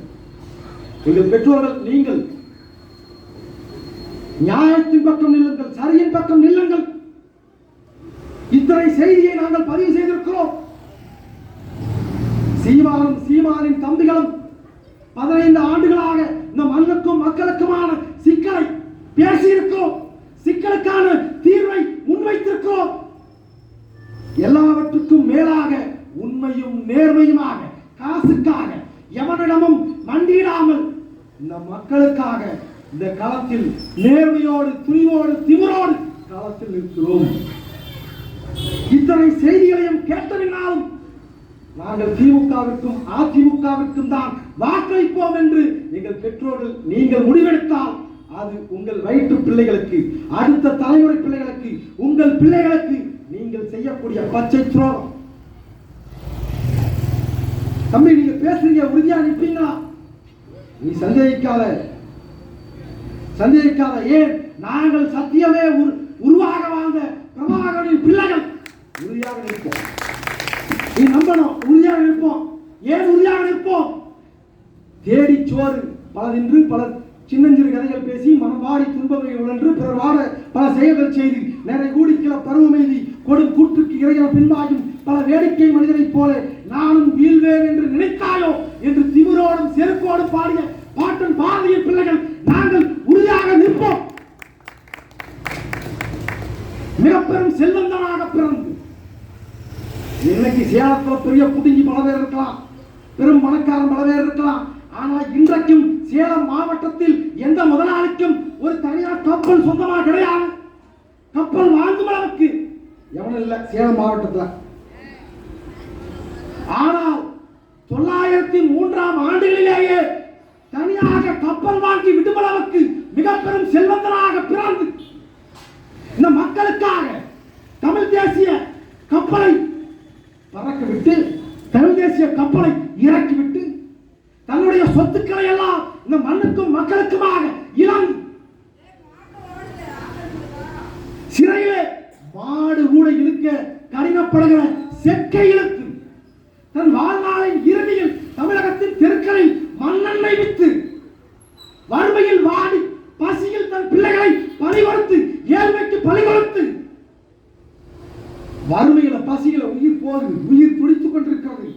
அப்போதும் திமிரோடு வாழலாம், செருக்கோடு வாழலாம். என் மனையும் என் மனமும் என் உடலும் என் மனமும் என் உயிரும் குன்றினும் ஒருபோதும் யான் குன்றோம் என்று திமிரோடு வாழிய எங்கள் பாட்டன் வ.உ.சி.யின் பிள்ளைகள் நாங்கள் உறுதியாக நிற்போம். 9 ஆண்டுகள் இந்த மண்ணின் முதலமைச்சர், இந்தியாவை யார் ஆள வேண்டும் என்று தீர்மானிக்கக்கூடிய கிங்மேக்கர், தன் வாழ்நாள் உண்மையும் நேர்மையுமாக வாழ்ந்து தான் செத்தபின்னால் தன் சட்டை பையில் வெறும் 350 ரூபாயை வைத்துவிட்டு உண்மைக்கும் நேர்மைக்குமான அடையாளமாக வாழ்ந்து காட்டி செத்து போன எங்கள் பாட்டன் கர்ம வீரர் காமராசரின் பேர பிள்ளைகள் நாங்கள் உறுதியாக நிற்போம். தன் வாழ்நாளில் சாதிய இழிவுகளுக்கு, சாதிய அடக்குமுறை ஒடுக்குமுறைக்கு எதிராக தன் வாழ்நாள் முழுமைக்கும் போராடி வாழ்ந்து காட்டிய எங்கள் பெருமைமிக்க பாட்டன் ரட்டமலை சீனிவாசனின் பேர பிள்ளைகள் நாங்கள் உறுதியாக நிற்போம். என் உடலில் உயிர் இருக்கும் வரைக்கும் தமிழகத்தின் வளங்களை தொட விட மாட்டேன். முதுமலை காடுகளை பன்னாட்டு பெரும் முதலாளிகளுக்கு கொடுக்க விட மாட்டேன். எவன் கால வச்சாலும் நெத்திய சுடுவேன். என் தலை உள்ளவரை தமிழகத்தின் எல்லைகளில் ஒரு ஏழதலைய கூட புடுங்க முடியாதது இந்திய சமூகத்திற்கு, சர்வதேச சமூகத்திற்கு பேரறிவிப்பு செய்து வாழ்ந்து காட்டிய எங்கள் வனக்காவலன் மாவீரன் வீரப்பனாரின் பிள்ளைகள் நாங்கள் உறுதியாக நிற்போம்.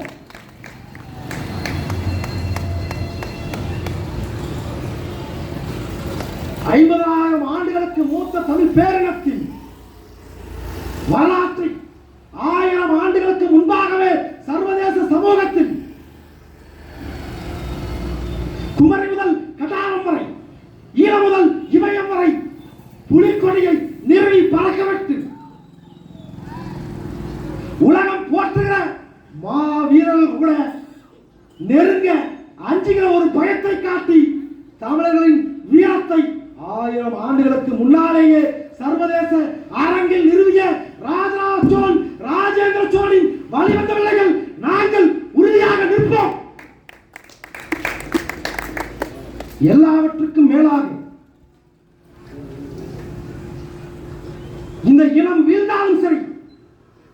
தானும் தன் பிள்ளைகளும் ஆசியாவின் மிகப்பெரிய பணக்கார குடும்பமாக வளர்ந்தால் போதும் என்ற தலைவர்கள் வாழ்ந்த காலத்தில், அதே சமகாலத்தில் தானும் தன் பிள்ளைகளும் தன் குடும்பமும் வீழ்ந்தாலும் சரி இந்த இனம் வீழ்ந்துவிடக் கூடாது என்று வாழ்ந்து காட்டிய எங்கள் பெருமைமிக்க இனத்தின் அடையாளம் எங்கள் தேசிய தலைவர் பிரபாகரனின் பிள்ளைகள் நாங்கள் உறுதியாக நிற்போம்.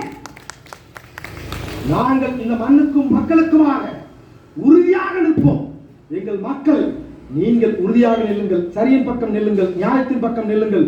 மனச்சான்றுள்ள மாணவ தமிழர்கள், சத்தியத்தின் பக்கம் நிற்கக்கூடியவர்கள், அடுத்த தலைமுறை பிள்ளைகளை, உங்கள் பிள்ளைகளை நேசிக்கக்கூடியவர்கள் நீங்கள். இந்த 2026 சட்டமன்ற தேர்தலில் வாக்களிக்க வேண்டிய சின்னம் நாம் தமிழர் கட்சியின் விவசாயி சின்னம். இந்த சேலம் மேற்கு சட்டமன்ற தொகுதியில் எங்கள் அண்ணன் சீமானின் அன்பு தம்பி, சமூக செயற்பாட்டாளர், ஆகப்பெரும் கல்வியாளர், இந்த சமூகத்தின் மீது அளவற்ற பற்று கொண்டவர், சமூக செயற்பாட்டாளர் எங்கள் அண்ணன் சீமானின் அன்பு தம்பி, வெற்றி வேட்பாளர் என் அன்பு சகோதரர் சுரேஷ் குமார் அவர்கள் சேலம் மேற்கு சட்டமன்ற தொகுதியில் போட்டியிடுகின்றார். இந்த சிவதாபுரம் மண்ணில் இருக்கக்கூடிய மாணவ தமிழர்கள் அத்தனை பேரும் நீங்கள் வாக்களித்து வெற்றி பெற வைக்க வேண்டிய வேட்பாளர் நாம் தமிழர் கட்சியின் செந்தமன் சீமானின் அன்பு தம்பி சுரேஷ்குமார். வாக்களிக்க வேண்டிய சின்னம் நாம் தமிழர் கட்சியின் விவசாயி சின்னம். புரட்சி எப்போதும் வெல்லும், அதை நாளை மலரும் நாம் தமிழர் அரசு சொல்லும். தமிழ்தாய் வாழ்க, தலைவர் பிரபாகரன் வாழ்க, நாம் தமிழர். சிறப்பான ஒரு பெருமை நிகழ்த்திய மாநில கொள்கை பரப்பு செயலாளர் அண்ணன் நல்லான் அவர்களுக்கு புரட்சி வாழ்த்துகள். அடுத்ததாக நன்றி உரை நண்பர் ராமச்சந்திரன் அவர்கள்.